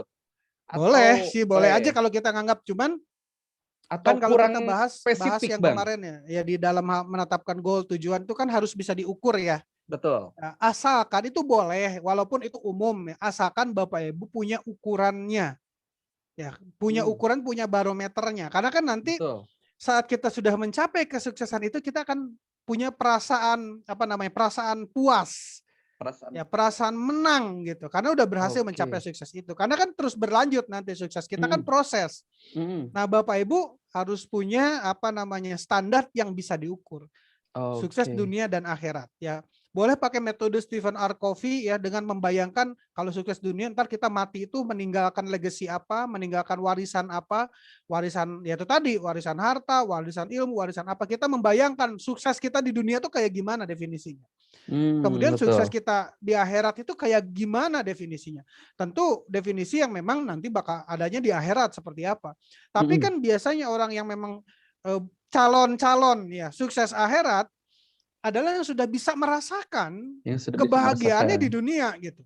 Oke, jadi Bukan mungkin masukannya adalah spesifik. tetapkan ya. Jadi Nah, spesifik, ada indikator-indikatornya. indikator-indikatornya. Termasuk Ya. juga nih Bang, ada yang menuliskan di YouTube juga nih. Jadi dari Bu Fatma nih, katanya sukses itu mendapatkan yang kita inginkan dan mensyukurinya. Oh ini kayaknya mirip dengan Yes. definisi Abang nih. Yes, ya. Sebenarnya bukan definisi Abang juga ya. Abang Kan nemu adopsi. gitu definisi itu Oh, iya. gitu ya. Lupa sih. Karena tahunya dari Abang. Ya, kutipannya lupa ya. Ya mirip kayak gitu ya. Ya sukses Iya. itu kita dapat, kita mensyukuri ya. Betul. Mungkin bukan rumah super gede gitu ya. Ya kalau kita baca buku motivasi barat ya. Saya juga penggemar buku motivasi barat juga Bapak Ibu. Rata-rata ya kesuksesan yang digambarkan yaitu Bapak Ibu sampai ada suksesnya itu pokoknya nama jalannya diganti dengan nama dia. Misalkan Rian nih, nama jalan menuju ke tempat Rian di Manisi, Jalan di Rian. Cibiru sana, Jalan Rian Aprianto. Ada yang sampai kayak gitu. Ya kalau itu definisi sukses sih ya nggak apa-apa. Tapi itu definisi dia gitu. Harus di lobi RT RW. Iya, nah ya kan ada duit Rian, ya kan? Ya kita bisa Rian tuh panjang jalan Cibiru tuh bisa dirubah. Ya asal Rian misalnya jadi donatur di kota itu, donatur di kecamatan gitu. Ya kalau Abang baca ya kayak gitu, ada punya jet pribadi, ada punya apa gitu. Ya mungkin kalau buat Abang itu belum termasuk acuan Abang sekarang gitu ya, jet pribadi, helikopter pribadi. Ya buat apa menurut Abang saat ini? Tapi bagi beberapa orang ya bisa jadi itu adalah kesuksesan dia, yang nggak masalah. Sekali lagi kita menghormati definisi masing-masing. Betul. Ya, buat kita yang memang tidak punya definisi sukses seperti itu, kita jangan juga ikut menyalahkan. Bisa jadi berbeda masing-masing orang. Cuman pesannya di sini definisikan sukses itu menurut versi Anda sendiri dan Anda nilai. Ini definisi titipan dari orang lain atau memang ini benar-benar keinginan kita gitu. Kalau titipan harus perbaiki Bang ya. Sesuaikan titipan kembali. Evaluasi gitu. Kenapa? Karena nggak akan pernah ada habisnya. Itu seperti kita ya berusaha untuk balapan di sebuah trek yang kita nggak tahu garis finishnya di mana. Karena garis finishnya dibawa-bawa sama orang lain. Begitu udah mau nyampe garis finish, dibawa ini kejar lagi kayak gitu. Capek karena garis finish kita tuh ditentukannya sama orang lain. Beda kalau kita tentukan garis finish kita sendiri, Bapak Ibu. Nah, kayak gitu kurang lebih gitu ya. Gimana Rian? Bapak Ibu ini udah ada yang ini? Banyak nih Bang, termasuk juga nih Bang ya. Ada sukses saya adalah mengantarkan anak-anak katanya Bang untuk menjadi anak-anak yang soleha. Ada juga ya. Kemudian juga dari Pak Agus nih yang di YouTube, sukses itu tadi ya bahagia dunia akhirat. Mungkin tadi masukannya adalah lebih dispesifikasikan lagi. Kemudian juga dari Profesor Popi nih, dari Bu Popi ya. Tercapai tujuan hidup di dunia dan juga akhirat. Oke, ini luar biasa sepertinya religius semua nih Bang ya. Ya, alhamdulillah. Dan Bapak Ibu yang ini jangan malu-malu Kang, pengen punya mobil dia tulis aja nggak apa-apa. Tulis gitu Ya, ini lihat situasi Kang, yang lain kayaknya kok spiritual semua. Enggak, kami juga ada Bapak Ibu ya, kayak misalkan definisinya ya sukses. Tadi menurut saya itu kan ada sukses secara finansial. Ya, tahun ini harus lebih dari tahun kemarin. Gitu. Bahkan definisi sukses di lembaga kita, misalnya Abusi Training Management, mencetak 100 trainer dengan penghasilan yang layak. Dan kita tulis penghasilan layak itu definisinya berapa gitu. Sekian ya. Iya, jadi kalau memang belum bisa mencapai itu, ya saya juga menganggap belum sukses dalam hal itu. Betul. Ya, tapi kan juga saya udah menikmati, mensyukuri apa yang sudah punya. Maksudnya gini, kita tetap punya tolak ukur ya. Ini udah sukses atau belum sukses gitu. Biar apa? Ya biar kita terpacu terus. Untuk memang mencapai kesuksesan itu, kalau memang kesuksesan itu dibutuhkan oleh kita. Makanya sekali lagi kebutuhan masing-masing orang beda-beda. Betul. Gitu ya. Yang jangan lupa itu jangan lupa bahagia, menikmati apa yang sudah kita punya. Ya, jadi ketika kita ingin mencapai sukses tertentu, target tertentu di masa yang akan datang, kita tetapkan masa depan kita pengen seperti apa. Bukan berarti kita tidak mensyukuri yang sudah kita punya gitu. Cuman kita harus memastikan diri bahwa nanti kalau saya udah dapet itu, saya bisa menikmatinya juga gitu loh. Jadi pokoknya sukses dan bahagia ini harus nyatu. Nah ini kita plannya dari sekarang gitu Bapak Ibu. Bisa jadi Bapak Ibu kan sekarang udah pada sukses juga, alhamdulillah ya kan. Udah pada berhasil. Tapi Kang ada nih yang belum. Nah itu yang belum itu gitu, yang kita tetap targetkan. Oke ya. Nah Bang, ini Bang. Nah tadi kan kita berbicara tentang masalah kesuksesannya nih Bang ya. Nah, kira-kira di buku Revolusi Ikhtiar Abang ini ada nggak Bang, apa ya, tools ya, alat Yes. bantu praktisnya untuk bisa menggapai kesuksesan itu? Mungkin menggapainya bisa lebih cepat, menggapainya menjadi lebih mudah ya, seperti Tang Ya, tadi itu Bang ilmunya ya. lah, Nah, ilmunya. ilmunya. Nah, kira-kira apa nih Bang? Oke, jadi balik lagi ke slide berarti Yan. Siap. Ya kan? Tadi kita udah definisikan, Bapak Ibu udah punya nih definisinya masing-masing. Ini penting banget definisi sukses. Jangan-jangan ya itu tadi selama ini kita nggak mencapai sukses yang kita inginkan. Karena gini, ketika kita merasa ya apa yang sudah kita tetapkan sebagai target pencapaian kita udah tetapkan Kang pengen itu, tapi kok males ya, tapi kok nggak semangat ya gitu. Bisa jadi apa yang kita tetapkan dan kita targetkan tadi, itu tidak diamini oleh bawah sadar kita, Rian. Tidak diamini oleh bawah sadar kita.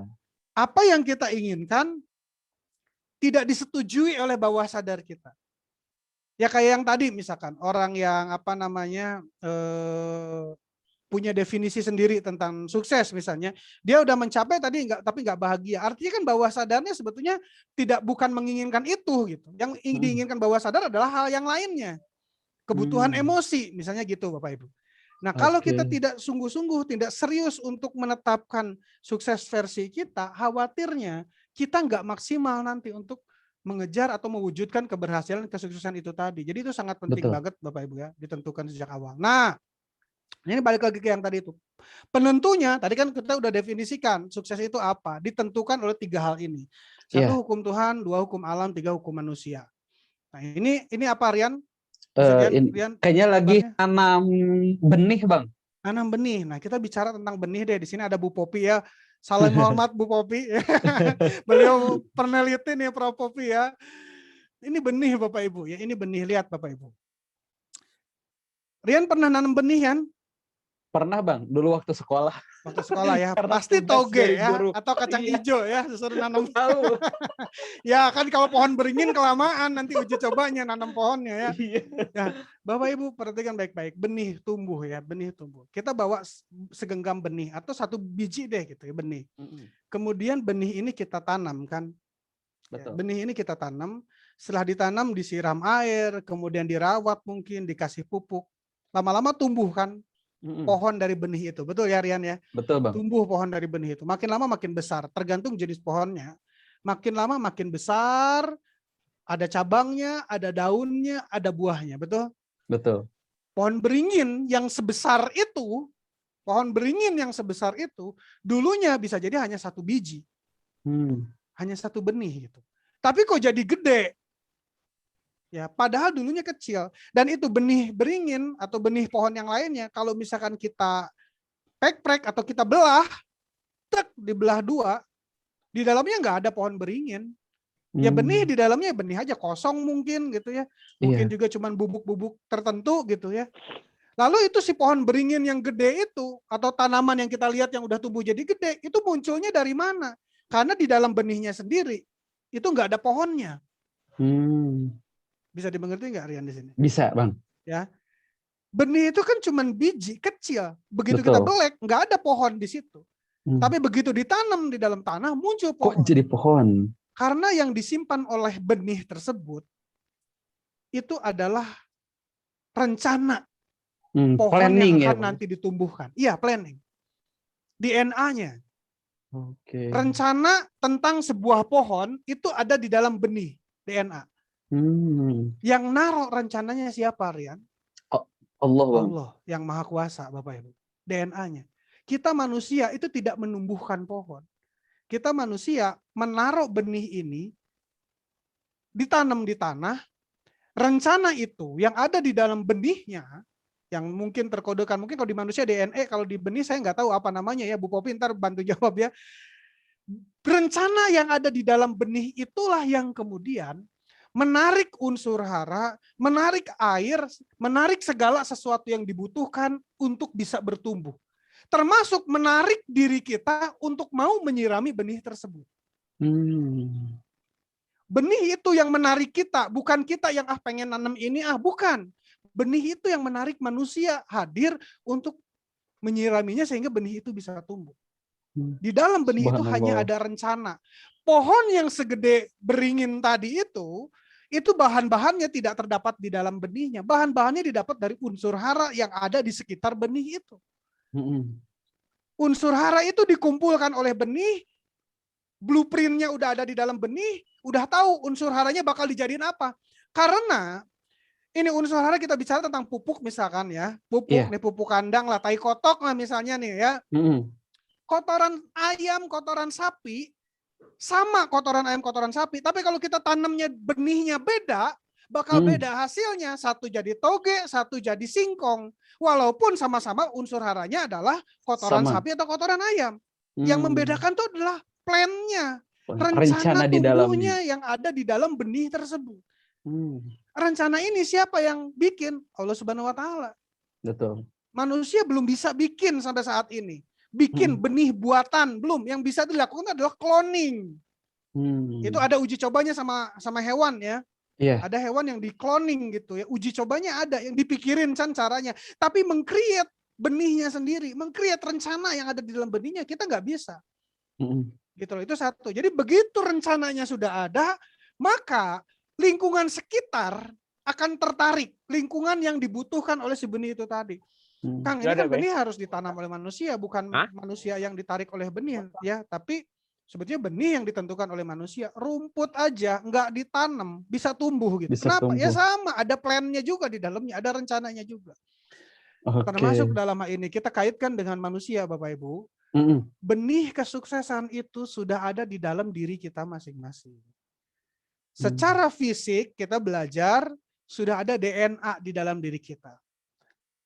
Karakter kita, hormonal kita udah ada terkode di dalam DNA. Warna kulit kita, tinggi badan kita, bentuk mata kita, bentuk hidung kita, semuanya udah ada. Betul. Ya. Semua udah ada. Itu udah ada benihnya di dalam diri kita, ditumbuhkan. Jadi benih itu adalah DNA, isinya adalah planning, rencana-rencana secara fisik maupun secara non fisik. Nanti lingkungan kita tuh ibaratnya media tanamnya, kayak benih tadi. Ya pohon tertentu akan tumbuh dengan optimal ketika ditanam di tanah yang tanahnya jenisnya apa. Ada tanahnya lempung berpasir, ada tanahnya gembur, ada tanahnya apa dan sebagainya. Ketinggiannya harus segimana biar optimal. Sama manusia begitu juga, Rian. Betul, Bang. Di dalam DNA rencana kesuksesannya sudah ada. Ini takdir, ini yang disebut takdir. Setiap ada, orang Bang, ya? punya takdir suksesnya masing-masing karena plannya sudah ada, rencananya sudah ada. Tinggal apakah kita tinggal di lingkungan yang tepat yang bisa membantu kita untuk berproses untuk menjadi orang sukses? Atau tidak gitu ya? Atau tidak ada di lingkungan yang tepat, sama kayak tanaman itu tadi, Bapak Ibu. Seperti tanah, Bang ya, tanahnya. Setelah itu apakah kita dapat unsur hara yang tepat untuk mendapatkan keberhasilan dan kesuksesan dalam ilmu hidup? Ilmu pengetahuan dan sebagainya. Jadi yang pertama itu urusan Allah. Apa? Benih. Takdir itu sudah ada dalam diri kita masing-masing, Bapak Ibu. Dan itu Allah yang tentukan, Bapak Ibu. Betul. Di dalam diri kita masing-masing. Itu kerjaan Allah. Kalau kita pengen minta keberhasilan sama Allah, ya kita minta sama Allah. Tidak ada yang bisa mengubah takdir kecuali doa, Bapak Ibu. Dan Allah sudah tanamkan potensi ini di dalam diri kita masing-masing. Tapi Allah juga sampaikan, innallaha la yughayyiru ma biqaumin hatta yughayyiru ma bi anfusihim. Allah enggak ubah nasib suatu kaum sebelum mereka mengubah apa yang ada pada dirinya. Oke, kata Allah nih. Kamu tuh sebetulnya suksesnya di bidang ini. Nah, bidang ini cocoknya mungkin di Amerika. Mungkin gitu ya. Tapi kan kita pengen suksesnya di Indonesia nih, misalkan biar ekologis misalnya gitu ya. Itu Bill Gates, ya Bill Gates yang sekarang sukses ya kita tahu dia sukses karena ada karakter dia, kepribadian dia, kerja keras dia, kesenangan dia terhadap bidang komputer misalnya. Ya dia bisa berhasil mencapaikan keberhasilan dia saat ini karena mungkin dia nempatnya di Amerika. Belum tentu kalau dia dilahirkannya di Indonesia misalnya. Ya waktu dia kecil, walaupun dia punya hobi terhadap minat terhadap bidang komputer karena fasilitas tidak ada, belum tentu jadi berkembang. Jadi dia itu berada di tempat yang tepat, dengan benih yang tepat, ekologis, lingkungannya juga tepat, peradabannya tepat pada saat itu, Bapak Ibu. Kita di Indonesia belum tentu. Betul. Itu ada bukunya, risetnya, bagus tuh judulnya. Aduh, Malcolm Gladwell, penulisnya, Rian.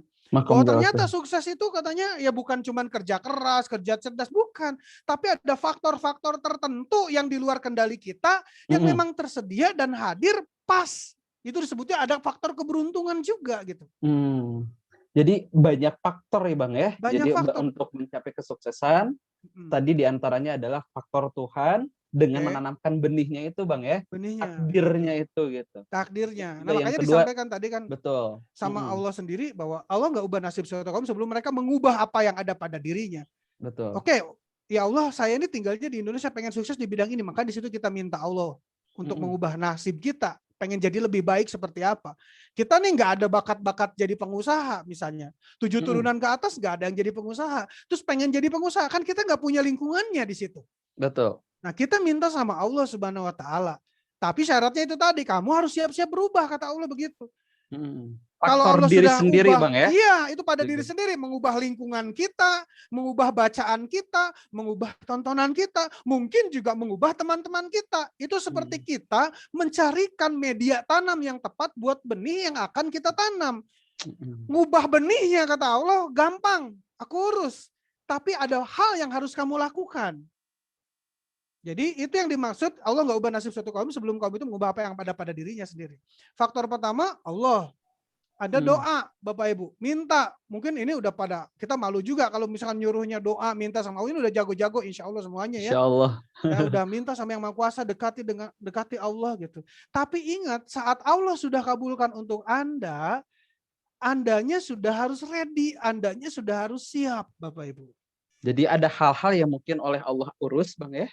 Nah, Betul. itu tadi takdir tadi, dan ada hal-hal yang harus kita sendiri urus. Harus kita urus, Yaitu bukan karena Allah nggak mampu mempersiapkan ngurusnya, diri. yes gitu. Bukan karena Seperti Allah nggak halnya mampu ngurusnya gitu. cerita Abang pas tadi awal tentang pemain sepak bola tadi ya. Jadi Iya. seorang siswa yang punya keinginan pengen main bola kan ya sama MU gitu. Tapi Oke. ternyata ketika seolah-olah dikabul udah siap belum? Belum. Nah, artinya boleh jadi kenapa kok saya nggak sukses-sukses? Kok saya nggak berhasil-berhasil? Boleh jadi bukan karena faktor doa kita belum terkabul, bukan. Bukan. Tapi diri kitanya belum siap. Ya, Mungkin gitu diri ya Bang ya. kita dan ya itu tadi juga lingkungan. Ada seorang pemain biola ya, pemain biola di luar negeri sana, dia main biola indah sekali, dapat tepuk tangan yang luar biasa ketika berada di dalam apa namanya semacam gedung gitu, kayak gedung bioskop tapi ini untuk musik ya. Apalah namanya gitu lupa, dapat applause dan orang-orang yang menikmati permainan biola itu dari kalangan menengah ke atas, kalangan high class lah bisa dibilang. Dia dapat bayaran yang tinggi juga Rian gitu ya. Wow. Tapi suatu saat ada seorang peneliti yang bilang menantang dia bahwa kamu dapat aplaus ini bukan karena kamu hebat main biola, kamu dapat gaji besar itu bukan karena kamu berbakat, dibilang kayak gitu. Loh kenapa? Ini kan memang saya berlatih bertahun-tahun, betul, tapi bukan cuma itu faktor yang menentukan kamu bisa jadi orang kaya sekarang. Tapi lalu faktor apa? Bang? Karena kamu mainnya di tempat yang tepat. Kamu main di sini, di tempat, di tengah, di hadapan orang-orang yang mengerti permainan biola kamu. Orang-orang yang bisa menikmati permainan biola kamu, sehingga mereka mau bayar mahal. Tapi kalau kamu ditempatkan di tempat yang lain, belum tentu. Wah enggak kok, saya memang begini karena semua orang juga pasti bisa menikmati permainan biola yang indah. Ya udah diuji coba itu Yan. Dia suruh main biola, tapi nggak pakai pakaian musisi gitu ya. Pakai pakaian compang-camping, topi compang-camping kayak pengamen gitu. Ngamen ya. Ngamen, disuruh main biolanya di pinggir jalan, di tengah-tengah lingkungan kumuh, lingkungan yang nggak ngerti tentang musik. Di depannya ditaruh kaleng, ya buat orang nyimpen recehan gitu. Akhirnya dia main biola di situ dari pagi sampai sore. Yang dia dapat apa Yan? Ya recehan gitu. Sedikit gitu ya. Sedikit yang dia dapat ya recehan. Ada orang yang tertarik tapi lebih banyak orang yang tidak tertarik karena sibuk dengan pekerjaan mereka, sibuk dengan kehidupan mereka, lalu lalang begitu saja di depan dia gitu. Jadi sukses juga ditentukan oleh lingkungan tempat kita berada ya, ekologis tadi gitu. Allah akan tempatkan kita di tempat yang tepat. Kalau Allah sudah bermain dalam kesuksesan kita, kita minta kepada Allah, ya Allah pengen sukses, Allah bermain di situ, Allah akan tempatkan kita di tempat yang tepat, yang sesuai dengan potensi sukses kita. Permasalahannya, seringkali kitalah yang menolak tempat itu. Contohnya kayak gimana Bang? Menolak penempatan itu. Kita minta sama Allah, misalkan ya Allah pengen nasib lebih baik ini di kerjaan gitu. Kemudian besoknya ada reorganisasi, kita mau dipindahin divisi. Kita nolak ke atasan. Kenapa? Kita merasa udah nyaman di tempat kita sekarang. Gak mau di sana mah males, gak ada duitnya. Padahal bisa jadi itu yang lebih baik buat kita. Ini misal Bapak Ibu. Atau kita mau dipindah ke tempat yang lain, tapi harus keluar pulau, dimutasi. Aduh, gak mau deh. Di sana susah aksesnya. Itu contoh-contoh kecilnya. Betul. Ya. Oke. Di bisnis, ada temen nawarin peluang usaha, peluang bisnis. Ada temen presentasikan cara marketing yang baru. Tapi kita nolak karena udah cukup nyaman dengan cara kita saat ini. Manusia itu akan memproteksi dirinya dari sesuatu yang baru karena sesuatu yang baru itu mendatangkan resiko ketidaknyamanan. Iya. Gitu. Jadi iya. betul. Sebetulnya kita sendiri yang nolak, Bang ya. Kita yang nolak. Kita sadari, padahal boleh jadi Allah sadari. sudah bermain di sana. Yes, karena gitu itu di bawah sadar. Contoh misalkan, abang dulu semangat banget cari ilmu, belajar marketing dan sebagainya. Sampai ketemu satu cara yang tepat untuk berhasil. Akhirnya abang ulang-ulangi dong kalau udah ada cara yang tepat tadi itu kan. Betul. Begitu diulang-ulangi kita dapat hasil yang sama. Tapi kan kemudian ada tantangan baru nih. Yang datang, gitu ya di tantangan baru itu. Dan itu menantang cara yang abang udah nyaman tadi itu. Akhirnya apa? Penghasilan jadi mulai agak menurun, ya. Omset agak berkurang. Dan abang masih tetap pakai cara itu. Males untuk belajar cara yang lain karena ini pun udah keren gitu. Nah, rasa malas untuk belajar cara yang lain itu bisa jadi minta bloknya ketika tantangan baru datang. Kemudian kita minta sama Allah, ya Allah pengen lebih baik nih bisa survive di bisnis saya begini gitu. Bisa jadi Allah sudah kabulkan melalui berbagai macam peluang, tapi kitanya yang menolak peluang itu. Kita yang menolak untuk ditempatkan di tempat yang terbaik. Kita yang menolak, kenapa? Karena itu tidak nyaman, itu bukan untuk saya udah enak di sini, itu contohnya gitu ya. Betul. Ya, Allah padahal bisa tempatkan, yes. Betul, Ya. padahal itu adalah indikator kita mau next level, Bang ya. Ya, itu indikator. Dan di setiap ini juga suka ada pola. Bapak Ibu pasti di sini ya yang udah lumayan sukses hidupnya pasti mengalami hal-hal ini di pertengahan-pertengahan itu. Ketika kita mau mencoba sesuatu yang baru, itu suka deg-degan. Jadi enggak. Dulu saya memulai misalkan usaha training ini Bapak Ibu dengan kelas semi privat 5 orang. Itu cuma ruangan kecil. Jadi kita kontrak sebuah tempat kecil aja kita buka semi privat. Kita belum berani buka yang gede karena apa? Karena kita takut nggak laku ya, kecil-kecil dulu deh gitu. Berpindah dari tempat yang kecil itu ke ruangan training yang kita sewa. Waktu itu belum hotel. Sama deg-degan juga. Laku nggak. Rian jadi saksi. Jadi saksi kan, tarik ulur gitu kan. Udahlah dari tempat training yang kita sewa, akhirnya berhasil. Setelah berhasil ketagihan dong gitu ya. Betul. Dari situ pindah ke hotel yang agak murah dulu deh gitu. Berhasil. Saung Galing. Ya itu ya Saung Galing. Jangan disebut mereknya. Nah maksudnya begini. Di kisah sukses Bapak Ibu saya tahu pasti lebih menarik lagi. Tapi dari satu etape ke etape pertumbuhan itu selalu ada rasa tidak nyaman di situ. Di situ kita butuh yang maha kuasa untuk menenangkan hidup kita, untuk menenangkan perasaan kita. Gitu. Di situ kita butuh kenal sama Allah untuk membuat hati kita nyaman. Gitu. Karena seburuk-buruk yang akan terjadi kalau Allah sudah berperan nggak akan terlalu buruk. Betul. Gitu loh. Nah itu Bapak Ibu. Jadi ketika Allah sudah berperan dalam perjalanan kita mendapatkan kesuksesan, kita akan berbenturan dengan rasa tidak nyaman. Nah di situ kita mulai masuk pada ilmu hukum pikiran kita, hukum pikiran. Bagaimana cara kita mengelola ketidaknyamanan ini? Iya. Gitu. Lakukan terapi ya Bang ya. Lakukan terapi. Kemudian nanti ada yang namanya hukum alam. Itu tadi kita bicara tentang benih dulu Rian ya. Kurang lebih tentang benih Rian paham ya? Paham Bang. Ya benih ada rencana benihnya di dalam benih itu sendiri. Itu Allah yang tanam. Dan akan menarik apa-apa yang ada di sekitarnya yang dibutuhkan. Betul. Ya kita nggak jejelin pupuk kandang ke dalam benih. Benih ini makan kayak kita kasih makan kucing atau kasih makan enggak. Benih itu yang menarik unsur hara yang dibutuhkan, unsur hara yang tepat. Karena kan masing-masing benih kebutuhan unsur haranya beda. Ada tanaman memang yang kita inginkan lebat tumbuh daunnya. Maka yang akan diambil dari unsur hara itu apa sih gitu. Yang untuk menumbuhkan daun yang lebih banyak. Ada yang dibutuhkan yang banyak bukan daunnya, tapi buahnya. Nah kalau yang buahnya pengen banyak berarti ya daunnya jangan terlalu banyak juga. Nanti dia akan dikasih pupuk tuh yang sesuainya buat buahnya yang banyak apa. Nah, gitu ya. Saya mau jawab di sini Rian, yang buat daunnya apa? Urea yang dibutuhkan. Takut Bu Popi ngomelin dosen, kamu salah, Abu sih. Gitu. Ya, ada yang dibutuhkan buahnya, ya pupuk Betul, betul. apanya yang porsinya lebih banyak gitu. Ada yang dibutuhkan umbinya, ini akarnya yang kita ambil, singkong, kentang, kemudian juga ubi, itu kan yang diambil tuh akarnya, umbinya gitu. Pupuk apa yang diambil? Jadi pupuknya sama kita tanam, kita sebar, tapi yang diambil tuh apanya.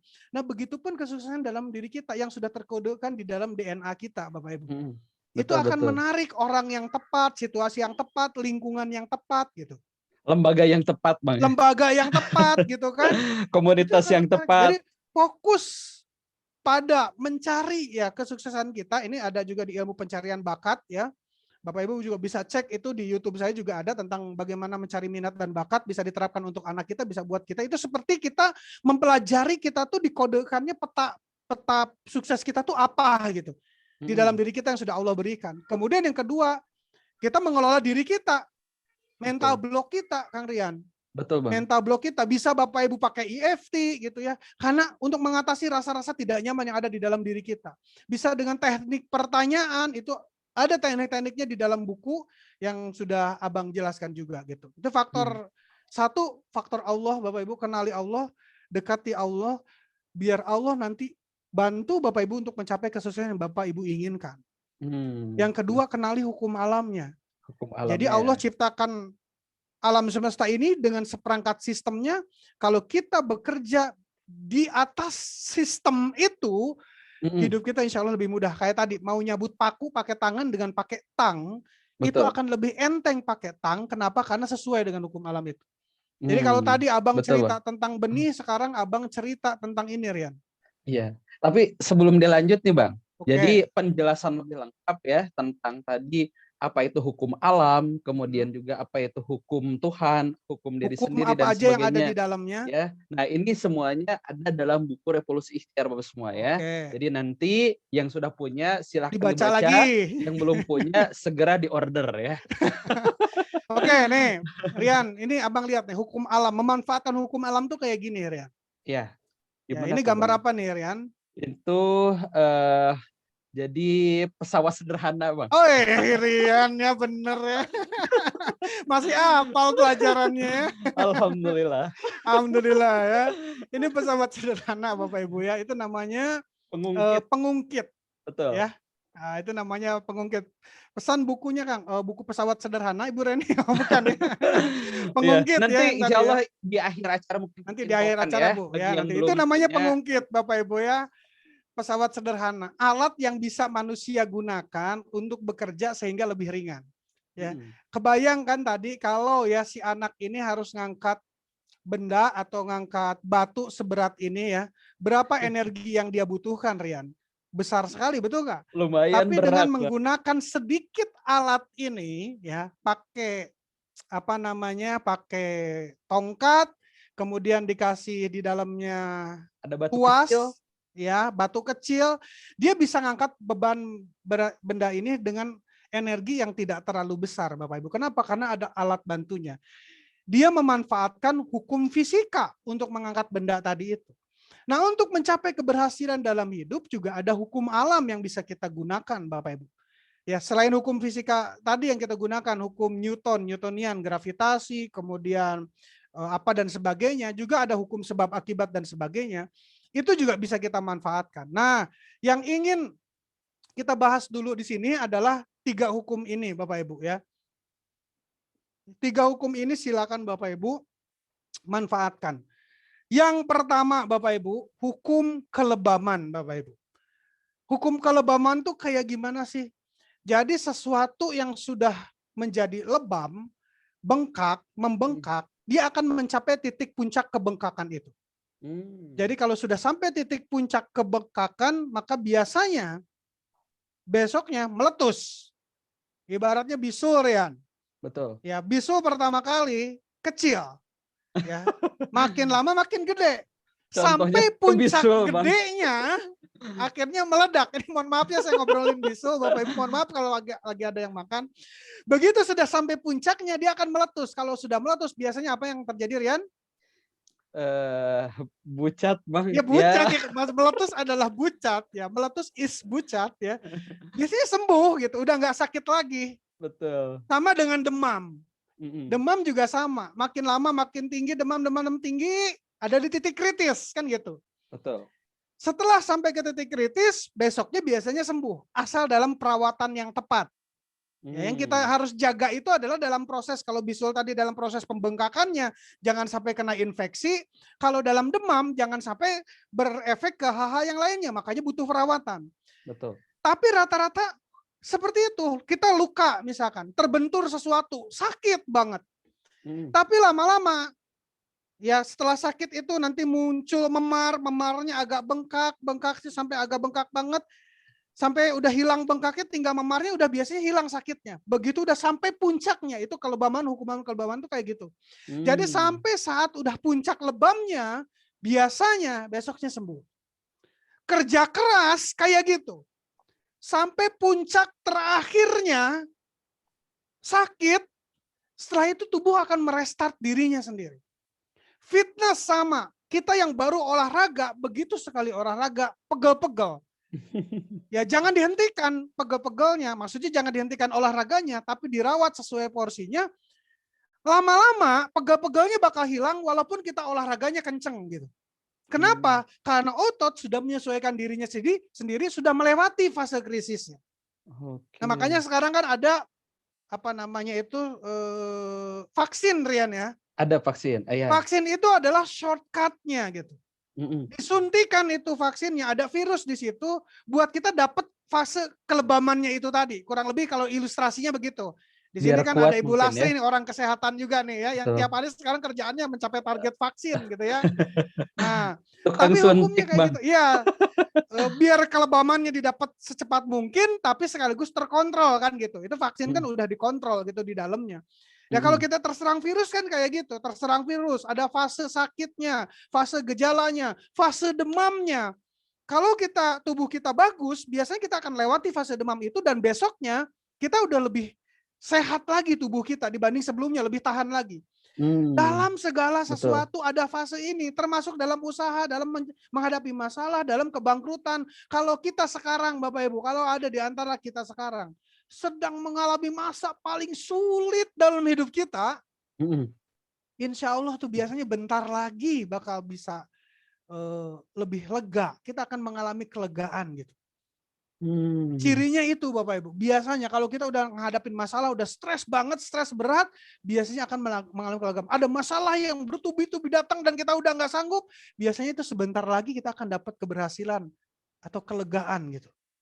Biasanya sebentar lagi. Itu hukum kelebaman tuh kayak gitu. Jadi kalau memang Anda pengen berhasil mencapai keberhasilan, Anda udah jangan kaget ketika menghadapi sebuah masalah.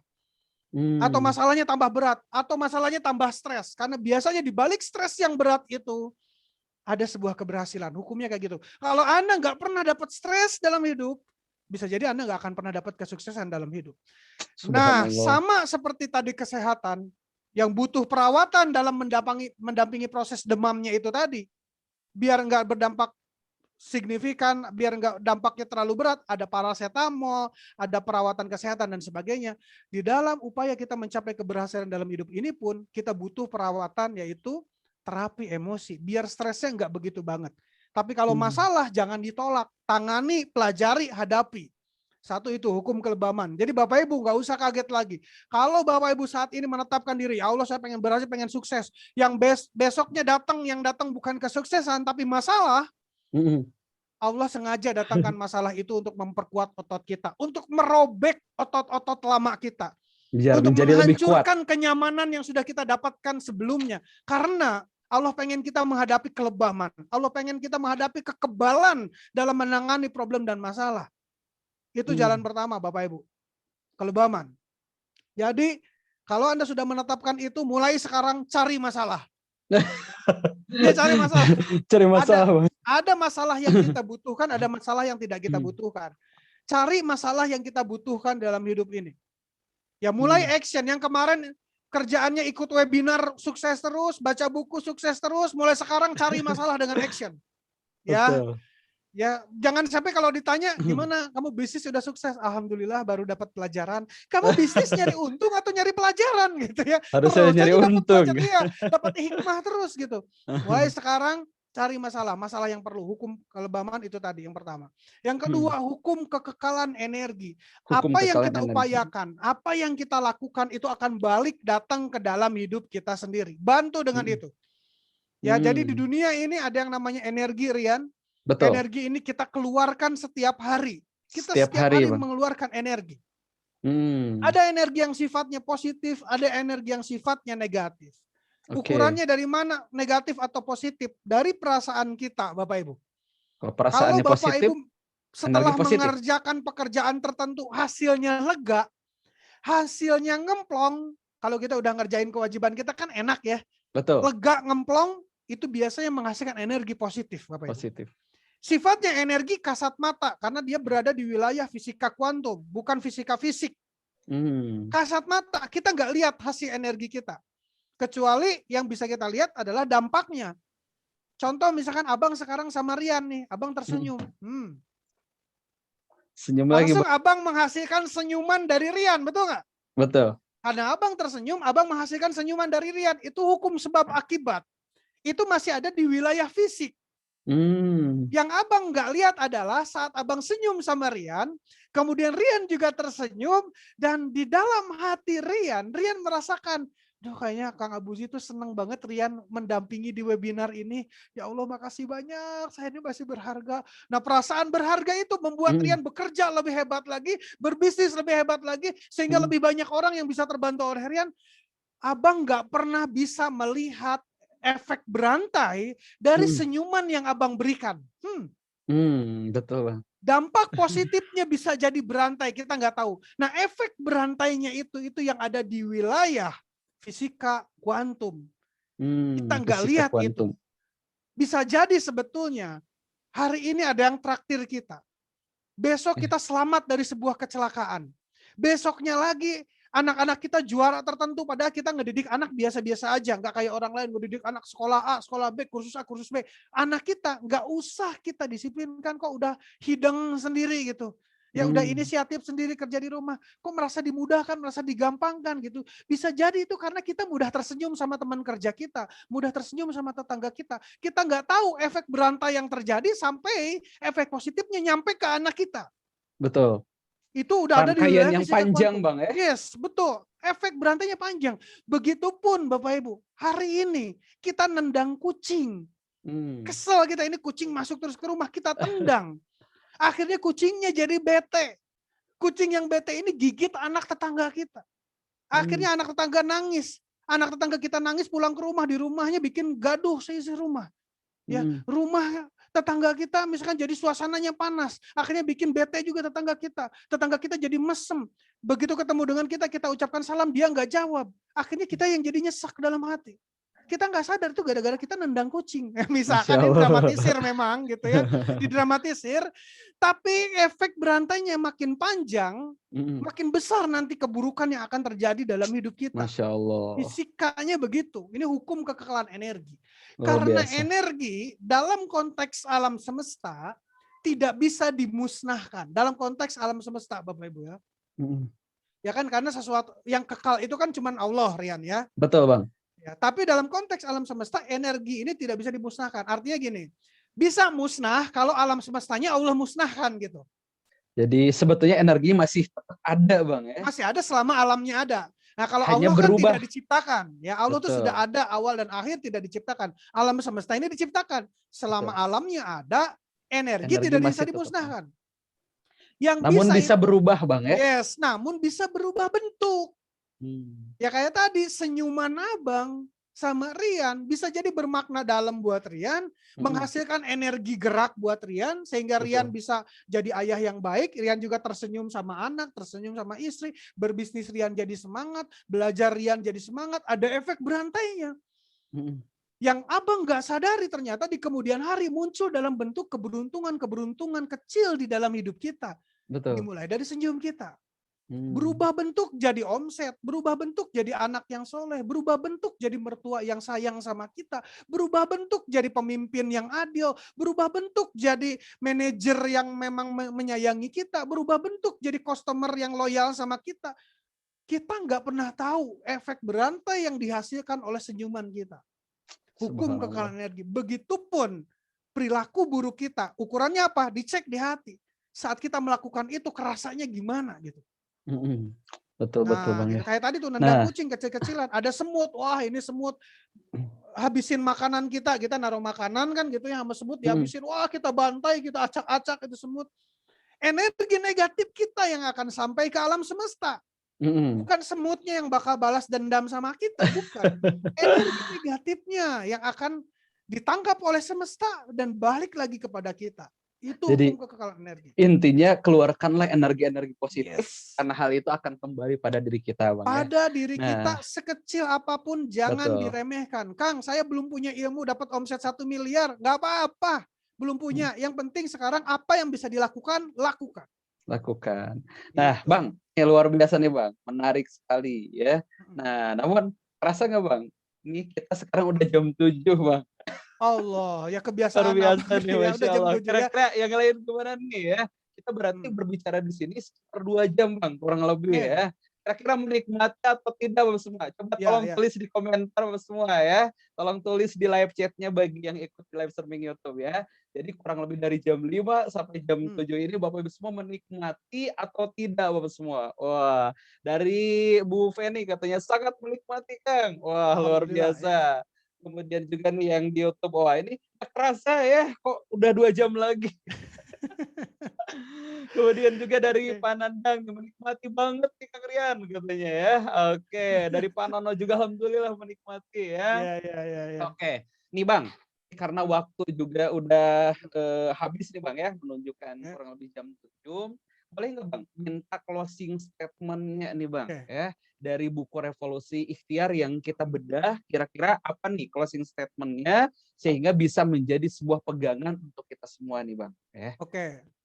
Ya, kalau tadi kan kita udah sempat bahas ya, pembahasan tentang untuk mendapatkan kesuksesan itu. Betul. Sesuai juga yang dijabarkan di dalam buku ya. Walaupun serba sederhana, saya bilang sama Bapak Ibu di dalam bukunya serba sederhana karena itu buku motivasi Bapak Ibu.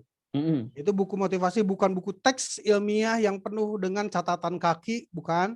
Buku motivasi yang saya ambil, saya comot yang bisa membantu kita dalam mencapai keberhasilan hidup dengan lebih mudah, dengan lebih santai, dengan lebih efektif. Ada 3 hal tadi. 1, faktor Tuhan. Karena ada di antara kita, Bapak Ibu, termasuk saya di masa lalu yang tidak terlalu mengandalkan Tuhan. Kita udah belajar ngaji sejak dulu dari SD, dari TK bahkan udah tahu bahwa Allah tuh maha besar, tapi kita tidak pernah memanfaatkan kebesaran Allah untuk mencapai keberhasilan hidup kita. Orang tua kita dulu ya hanya bilang, "Nak, sekolah yang benar, nilainya yang bagus, ntar biar dapat kerjaan, biar dapat penghasilannya yang bagus. Orang pinter mah nyari kerjanya gampang." Udah itu cara untuk sukses dulu waktu abang masih sekolah, dan itu abang pertahankan sampai usia abang SMA gitu ya. Sebelum abang dapat hidayah motivasi pada saat itu. Abang kira cara sukses seperti itu. Oke, kuliah pilih jurusan yang paling bergengsi, pilih jurusan yang paling nanti bakal dibutuhkan, kuliah yang benar, nanti kerja dapat profesi A, B, C, D, dan itu bisa sukses. Dulu abang hanya menganggap seperti itu, dan mungkin ada di antara kita yang menganggap sukses itu adalah dari salah satu segi saja. Salah satu sisi saja. Betul. Dan sekarang nih, begitu sekarang kita iri sama anak-anak milenial gitu. Yang kerjaannya main game, direkam sama YouTube, penghasilannya ratusan juta rupiah. Padahal saya dapetin profesi saya ini gitu kan. Nah, bisa jadi anak milenial bekerja sesuai konteksnya, bekerja sesuai lingkungannya, ekologis dengan hukum alam yang berlaku. Gitu. Dalam finansial bisa jadi dia nyusul kita. Ya, bisa jadi dia nyusul kita dalam finansial. Kita yang udah puluhan tahun kerja nggak sampai penghasilan segede itu karena dia mengerjakan pekerjaan yang tepat. Ya, sesuai dengan konteks rencana dan ya, Allah yang ada dalam rencana Allah yang ada di dalam pikirannya dan lingkungannya sesuai juga. Jadi satu itu faktor Allah gitu. Nah, dalam perjalanan mencapai kesuksesan itu ternyata kita dapat input baru, ilmu-ilmu baru yang ternyata sukses itu menyangkut 3 hal ini Bapak Ibu. Jadi ada di antara kita yang hanya mengandalkan salah satunya, kok nggak sukses-sukses, kok nggak berhasil-berhasil, kenapa ya gitu. Karena bisa jadi sebetulnya ya Takdir kamu ya cuma segitu, kita harus percaya takdir cuma segitu, terima. Kalau kata Ibnu Athaillah di dalam kitabnya Al-Hikam, manusia hanya menginginkan sesuatu yang memang sudah ditetapkan untuknya. Rian pengen jadi trainer ya karena udah ditakdirkan jadi trainer sama Allah sehingga punya keinginan jadi trainer. Keinginan itu disisipkan oleh Yang Maha Kuasa, kata beliau gitu ya. Ini takdir Bapak Ibu. Dan kita menghindari sesuatu yang memang sudah dihindarkan darinya. Ya, saya nggak mau miskin ya, memang kamu nggak bakal miskin gitu. Karena sudah dihindarkan, misalnya kayak gitu Bapak Ibu. Dari takdir ini ada, takdir ini berperan. Nah, tinggal kita lihat sekarang hidup kita yang ada saat ini udah takdir, terima. Terima Bang ya. Kalau kita pengen berubah, awali dengan meminta perubahan itu kepada Yang Maha Kuasa. Pada Yang Maha Kuasa. Agar Allah berkenan mengubah garis takdirnya. Bisa nggak dirubah? Bisa. Bisa. Dan Allah sudah kasih keleluhan sama kita, sudah kasih informasinya. Kalau pengen mengubah, caranya begini. Satu dengan doa, dua dengan mengubah diri kita. Betul. Karena prosesnya ketika nanti mengubah, bisa jadi kita akan dipertemukan dengan orang yang belum pernah kita temui sebelumnya. Kita akan ditempatkan di sebuah situasi yang belum pernah kita hadapi sebelumnya. Namanya juga berubah gitu. Namun ketika proses itu terjadi, jangan sampai kita yang menolak perubahan itu. Padahal itu untuk kemajuan kita itu buat ya. kemajuan kita. Kita menolak bergaul dengan orang ini karena merasa nggak satu frekuensi dengan kita. Karena merasa nggak cocok dengan kita. Karena nggak merasa ini nggak sehobi dengan kita. Kita menolak ditempatkan di pekerjaan tertentu karena kita udah nyaman dengan tempat kita. Kita yang sering menolak. Maka kita pelajari yang kedua, hukum manusia. Gimana cara mengubah diri kita? Itu ada di situ. Mungkin bisa jadi si revolusi ikhtiar lebih banyak membahas itu. Betul. Cara mengubah apa? Belief kita, keyakinan kita, pola pikir kita, emosi kita, perasaan kita. Toolsnya ada, tekniknya kita pelajari di situ. Gitu. Yang ketiga, untuk membuat kita lebih lancar lagi. Seperti kita menginjak gas mobil kita di atas jalan tol. Lebih lancar apa? Pahami lebih hukum cepat alam. juga Bang ya. Ya, pahami hukum alamnya, situasinya. Hukum alam yang bisa membuat kita untuk dapat pada kesuksesan kita dengan lebih baik. Jadi pahami 3 hukum ini. Sama Bapak Ibu, saya pun sedang masih dalam usaha memahami ini, tapi ajaibnya makin kita paham terhadap hukum ini, makin kita bekerjanya secara bawah sadar. Gitu. Jadi begitu, misalkan kita udah pengen nyampe nih di etape yang lebih sukses lagi, misalkan Abang kemarin udah alhamdulillah target sukses bulan ini sudah tercapai ya, udah lebih baik dari bulan sebelumnya misalnya. Pengen dapat sukses yang lebih tinggi lagi, pahami 3 ini. 1, minta sama Allah karena bisa jadi kita tuh udah mentok di sini takdirnya. Kita minta sama Allah ya pengen di-upgrade deh gitu.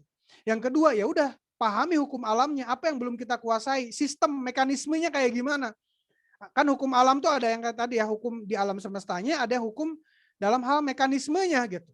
Termasuk hukum fisika Newtonnya, ada sebab akibat yang mungkin belum kita ketahui. Betul. Ada orang omsetnya 1M, penghasilannya 1 miliar sebulan, yang penghasilannya 1 juta sebulan misalnya, itu bakal beda mekanismenya, beda yang dia lakukan, beda yang dia kerjakan. Belum tentu yang penghasilannya 1 miliar kerjanya lebih keras dibanding yang penghasilan 1 juta, belum tentu. Bisa jadi dia kerjanya lebih santai, tapi mengerjakan pekerjaan yang tepat dengan cara yang tepat di lingkungan yang tepat. Wah, ini yang biasa. Kita cari tahu. Ya, itu yang kedua. Bang. Jadi pahami hukum manusia, hukum alam, Bapak Ibu. Alam. 3 hal ini kita pahami, 3 hal ini kita pelajari terus. Hidup kita harusnya lebih mudah, Bapak. Insya Allah. Hidup kita lebih santai. Wah, dan sampai saat ini kita udah praktekkan sedikit saja, Kang Rian. Ya, Abang udah praktekkan sedikit, Rian udah praktekkan, dan Bapak Ibu udah praktekkan sedikit. Kita enjoy dalam bekerja, enjoy dalam hidup, Bapak Ibu. Ya, apalagi kalau banyak ya, kita ngerti hukumnya udah luar biasa. Nah, bisa dimulai dari membaca buku Revolusi Ikhtiar itu, Bapak Ibu ya. Betul, wah luar biasa. Ini bukunya Bang ya. Oke, itu bukunya. Ya. Oke, boleh nggak semua tepuk tangan dulu dong buat Pak Abu Ziad HSDS yang sudah berbagi buat Bapak Ibu semuanya yang luar biasa ya. Oke, Bang, sebelum kita tutup nih webinar kali ini banyak yang chat juga, ternyata banyak juga yang belum punya nih Bang. Nah ini ada nanyain katanya gimana caranya biar bisa dapat bukunya Bang. Nah, bukunya ini lupa Bang belum download gambarnya Rian. Boleh Rian bantu share screen Bang? Boleh coba. Oke, baik. Nah saya bantu share screen ya. Nah di sini kemudian juga Nanti insya Allah infonya juga mungkin kita akan kirimkan lewat Japri mungkin Bang ya. Lewat Japri ya. Mungkin juga udah ada tuh serangan udara ya ke WA Bapak Ibu Eh, masing-masing. belum ada di sini lah, baru ada nih Oke. Bang. Alhamdulillah. Oke, nah ini ya. Oke. Nah, Rian. Ini masih satu paket ya dengan buku gampang dapat rezeki Bapak buku lagi apa CD audio CD. gampang dapat rezeki satu paket Revolusi Ikhtiar dan audio gampang dapat rezeki dan itu ada sertifikat deh. Sertifikat ya buat yang beli buku sertifikat webinar ini nih. Ya, webinar Jadi Revolusi yang Ikhtiar. dapat sertifikat tuh yang punya buku ini Bang Yang ya. punya bukunya nanti bisa diproses sama tim desain kita. Harganya 150.000 satu paket dengan CD-nya. Ini fisik ya Bapak Ibu ya. Bukunya Berarti fisik. dikirimkan Bang ya ke Dikirim alamat. ke alamat Bapak Ibu itu free ongkir senilai 20.000. Jadi kalau misalkan masih sekitar 20.000 harganya, ongkos kirim ke tempat Bapak Ibu berarti 150.000 itu udah free ongkir. Gitu ya. Kalau misalkan lebih dari itu, biasanya kan yang di luar Jawa tuh agak lebih ya. Itu nanti tinggal bayar selisihnya dari 20.000 tuh berapa gitu. Gitu Rian, ini harganya segitu 150. Wah, luar biasa. Yang biasanya Berarti itu 100 ribuan ya per satunya. Ini karena betul. di bundling 150.000 free ongkir senilai 20.000 gitu Kang Rian. Jadi ini 150.000 itu Bapak semua udah dapat buku Bang ya. Kemudian juga udah dapat CD ini Bapak semua ya. Jadi dapat CD berupa fisik tentang gampang rezeki. CD audio kemudian ya Bapak Ibu. Ditambah lagi dapat sertifikat ya webinar Revolusi Ikhtiar. Dan Nanti biasanya yang misalkan dapat CD fisik pengen dapat soft file-nya juga boleh, bisa juga Bapak Ibu. betul. Nah, termasuk juga nanti akan dapat soft file-nya juga sehingga bisa disimak di handphone ya.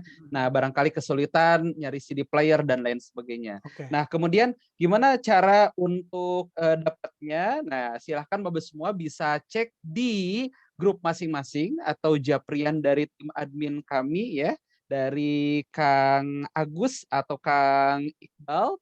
Nah, ini ada linknya nih Bapak semua. Oke. Jadi ada linknya, oke saya buletin dulu. Nah, tinggal diklik saja linknya Bapak semua ya. Nah, klik aja, nanti link ini akan mengarahkan langsung ke WA tim admin kami yang menanggung jawab untuk pemesanan Bapak semua ya. Oke, saya klik, kemudian tinggal Bapak Ibu semua isi saja biodata. Di sini nama, profesi, nomor WA, kemudian domisili. Dan domisili usahakan alamat lengkap semua alamat ya. lengkap. Jadi jalan apa, kemudian RT berapa, RW berapa gitu. Agar apa?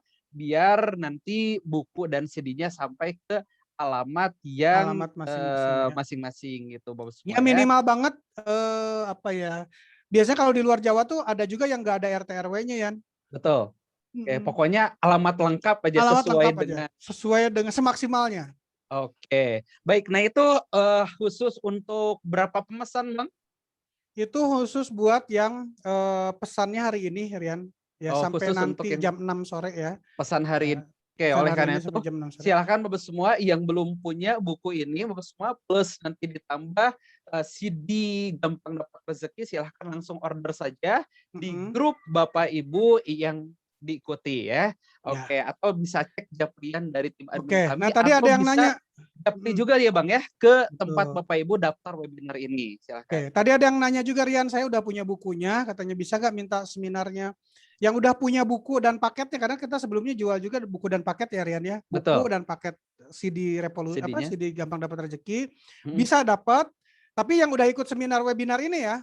Betul. Soalnya ntar kan ini ada rekamannya pas kita upload di YouTube berarti tidak berlaku. Nanti kalau Bapak Ibu yang nonton dari YouTube gitu ya, yang di luar dari jadwal ini itu nggak berlaku. Nah buat Anda yang sekarang ada di grup deh ya, yang masih ada di grup itu bisa minta nanti ke tim admin kita, Kang saya udah punya bukunya, difotoin ya dan ikut webinarnya, dibikinin nanti sertifikatnya gitu ya. Betul. Nah nanti tinggal japri saja ke nomor admin pendaftaran webinar semua ya. Oke, siap. Itu aja mungkin infonya atau ada lagi Bang?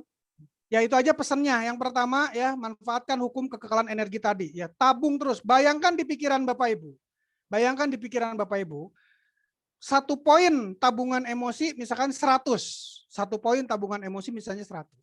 Jadi hari ini Bapak Ibu berbuat baik. Dimulai dari senyum. Menyingkirkan ada beling di jalan, disingkirkan. Cek aja nyaman nggak tuh di hati? Pasti nyaman. Berbuat baik tuh enak, nyaman. Berarti ada 100 poin energi positif yang kita hasilkan. Sehari kalau bisa Bapak Ibu targetkan minimal 1 juta poin di pikiran kita. Tolak ukurnya apa? Betul. Rasa nyaman. Ini di luar dari pekerjaan kita ya. Apalagi di pekerjaan kita harus nyaman. Ya, di pekerjaan kita harus nyaman biar ada juga efek energi positifnya. Dan kalau Bapak Ibu jalankan hari ini sampai ditargetkan tadi berapa tuh? 1000 1 juta. poin, 1 juta poin, Bapak Ibu bisa rasakan hasilnya esok harinya. Ya, atau paling tidak disarankannya selama 7 hari deh, disarankan selama 7 hari. Dalam proses selama 7 hari itu biasanya kita udah mulai itu dapat keberuntungan-keberuntungan yang ini aneh gitu.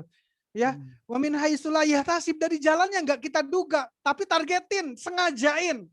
Sehari ini Anda mau senyum sama siapa? Untuk ngumpulin poin. Ini permainan kita aja di dalam pikiran. Mau ngumpulin poin sampai 1 juta poin. Misalkan kalau satu poinnya 100 poin, satu kali senyum 100 berarti kita harus senyum sama berapa orang? Oke. Ya nggak apa-apa, hitung di dalam hati aja. Semesta punya hitungannya sendiri. Tapi Betul. kita ini permainan dalam pikiran itu satu Bapak Ibu. Apa tindakan? Bantuin anak, bantuin suami, bantuin tetangga. Anggap itu poin-poin berikutnya. Dicek deh dalam 7 hari ini. Keberuntungan apa? 1 juta poin per hari Bapak Ibu. Yang Bismillah Bang ya, insyaallah. Bismillah gitu ya. Dan ukurannya ini sekali lagi, ini di dalam pikiran kita aja. Semesta punya hitungannya sendiri Bapak Ibu. Pahala itu ada pahala yang diberikan di dunia, ada pahala yang diberikan di akhirat. Anda punya iman, pahalanya di dunia dapat, di akhirat dapat. Jadi jangan khawatir Bapak Ibu ya. Tetap di dunia dapat, di akhirat dapat. Yang jelas tolak ukurnya hati Anda bahagia, hati Anda senang. Yang kedua, hukum haram tadi perhatikan. Hukum kelebaman, cari masalah. Dalam tanda petik, masalah yang diperlukan. Anda tidur biasanya lebih awal, tidur agak malam. Anda bangun agak siang, bangun agak pagi. Itu kan masalah. Ya. Cari masalah baru, cari tantangan baru. Belajar buku yang sebelumnya kita nyaman baca buku sehari 1 kali, tambah 3 buku. Paksain. Kita dapat masalah di situ Bapak Ibu. Yang awalnya malas olahraga, bikin lebam. Ya, tentu dalam proporsionalnya Bapak Ibu ya. Ya, dalam perawatan yang tepat. Nanti saat sudah stres, mencapai stres, bantu pakai EFT, bantu pakai tawakal sama Allah. Dapatkan kelebamannya, karena biasanya kalau udah sampai lebam Bapak Ibu, ya biasanya di saat itu pertumbuhan mulai terjadi Bapak Ibu. Kita udah mentok nih di sebuah masalah pertumbuhan udah terjadi nih. Termasuk Kang Rian nih kemarin nih, kerja habis-habisan ya. Gitu ya. Dapat itu titik kelebaman. lebamnya ya. Itu titik kelebamannya ya. Insya Allah kayaknya biasanya ada rezeki yang lebih besar yang bakal datang dalam hidup Ya Allah kita. Rabbal Alamin. Gitu Otot ya. mental jadi tambah kuat. Otot mental jadi tambah kuat gitu ya. Yang sekarang sedang musim pandemi ya, silakan divaksin yang belum divaksin untuk dapat kelebamannya secara sengaja ya. Sekaligus dalam perawatannya ini bantuin Bu Lastri nih promosi kesehatan. Itu ya Bapak Ibu ya. Dan terutama ini yang paling penting, Dia adalah sumber yang segala sesuatu yang ada saat ini dimulai dari Dia yang Maha Kuasa, Allah Subhanahu wa taala. Dekati Allah Bapak Ibu. Ya, minta sama Allah, ya Allah, saya pengen berhasil di bidang ini, ya Allah, saya pengen hidup saya seperti ini. Jangan ragu lagi. Hubungi Dia secara personal di dalam hati kita masing-masing Bapak Ibu. Betul. Ya, hubungan Anda dengan yang Maha Kuasa. Akses Anda dengan kekuatan terbesar di semesta ini, itu akses Anda bisa langsung sama Allah Subhanahu wa taala Bapak Ibu. Bangun malam, 3 malam terakhir, sholat duha, dekati Allah Bapak Ibu, minta kepada Dia. Manfaatkan kemaha besarannya. Kita punya Tuhan yang maha besar, sayangnya kita punya pikiran yang kerdil sehingga kita tidak bisa merasakan kebesaran Allah hadir dalam hidup kita. Para sahabat Nabi dulu itu compang-camping pakaian mereka karena mereka orang-orang sederhana. Tapi kata Nabi, kamu berangkat sana, dakwahi itu Raja Romawi, datang complang-camping, berbulu dari gurun Arab menghadapi seorang raja yang pada saat itu Romawi nggak ada tandingannya Bapak Ibu. Kenapa? Mereka pede. Impian mereka besar, walaupun mereka dari pedalaman gurun yang tandus, kering, yang gak dikenal oleh peradaban, yang pada saat itu 2 kerajaan besar Romawi dan Persia males untuk ngejajah kota Mekah. Kenapa? Nggak prospek gitu. Tapi dari sana muncul peradaban baru. Kenapa? Mereka diberi kepercayaan diri baru Bapak Ibu. Mereka belajar tauhid, mereka belajar Allah yang maha besar. Kalau ada Allah gak mungkin segala sesuatu tidak terjadi. Pedehnya muncul Bapak Ibu. Sehingga dengan peralatan seadanya, kemampuan seadanya 100 tahun kemudian mereka menjadi imperium terbesar dan tercepat di sepanjang dunia. Subhanallah. Boleh nggak Bang tepuk tangan dulu nih Bang? Tepuk tangan dulu Bapak Ibu. Ya, kita bicara tentang beliefnya ya di dalam diri mereka masing-masing. Artinya gini, saat Anda percaya Allah ada, Allah Maha Besar, Anda dekat dengan Allah, gak ada hal yang besar yang akan menghalangi Bapak Ibu untuk mencapai kesuksesan. Ini pentingnya iman tuh di sini Bapak Ibu. Baik, Oke, gitu luar aja mungkin biasa. Kang Rian closing statement kita Baik. di kesempatan hari ini ya. Ini cukup panjang closing statement-nya Iya, Bang. yang mana nggak sesuai rules public speaking yang sudah Rian ajarkan punten nih. Oh Bang, luar biasa. Keren, Pokoknya ini pokoknya. sesuatu yang luar biasa, bermanfaat Hmm. banget. Kira-kira Bapak semua, hari ini, pagi hari ini, daripada subuh tadi sampai detik ini, dapat ada sesuatu yang bermanfaat yang bisa didapatkan atau tidak Bapak semua? Coba yang merasa ada manfaat yang didapatkan, mungkin perubahan mindset ya, atau spirit yang luar biasa, silahkan boleh tulis di komentar Bapak semua. Bermanfaat banget Kang Rian ya. Atau terima kasih Pak Buji gitu ya. Kemudian juga yang ikut di YouTube juga silahkan tulis di live chat-nya. Dan terakhir mungkin Bapak semua, sebelum kami tutup webinar kesempatan kali ini, kami minta doanya nih Bapak semua ya, dari Bapak Ibu untuk lembaga Abuzi Training Bapak semua. Mudah-mudahan Allah bisa buat menjadi lebih besar lagi. Amin. Karena saat Amin. lebih besar lagi, insya Allah manfaat bisa kita sebar lebih banyak lagi Bapak semua. Amin. Kemudian juga semoga inspirasi-inspirasi program pun insya Allah akan semakin bervariasi dan semakin banyak lagi insya Allah. Termasuk Amin. juga para trainernya juga ya, ada Pak Abuzi di sini, kemudian saya juga Bapak semua, dan juga Ya. para trainer yang lain, tolong doakan. Semoga diberikan kesehatan Bapak semua ya, lahir dan batin, semoga ditambahkan ilmunya juga, skillnya juga, sehingga bisa disebarluaskan kepada khalayak lebih banyak lagi insya Dan Allah. doakan juga Rian, ini juga penting juga ya. Betul. Doakan supaya lembaga kita tuh punya kemampuan Mm-mm. untuk bisa bersinergi nih dengan Bapak Ibu yang punya potensi trainer ya. Diberi Betul. kemampuan, kita tuh harus punya sistemnya yang bagus kan, seperti apa nih. Oh, rindu banget dengan para pembelajar seperti Bapak Ibu semuanya ya kan ya. Untuk Betul. bisa kita bersinergi bekerja sama suatu saat nanti. Doakan Bapak Ibu ya, kita Insya sedang Allah, bikin amin. sistemnya Nanti ya. kita Amin. juga mungkin terbuka Bang ya, bagi yang nanti pengen ngundang gitu ya, para trainer-trainer di Abuzi Training ya.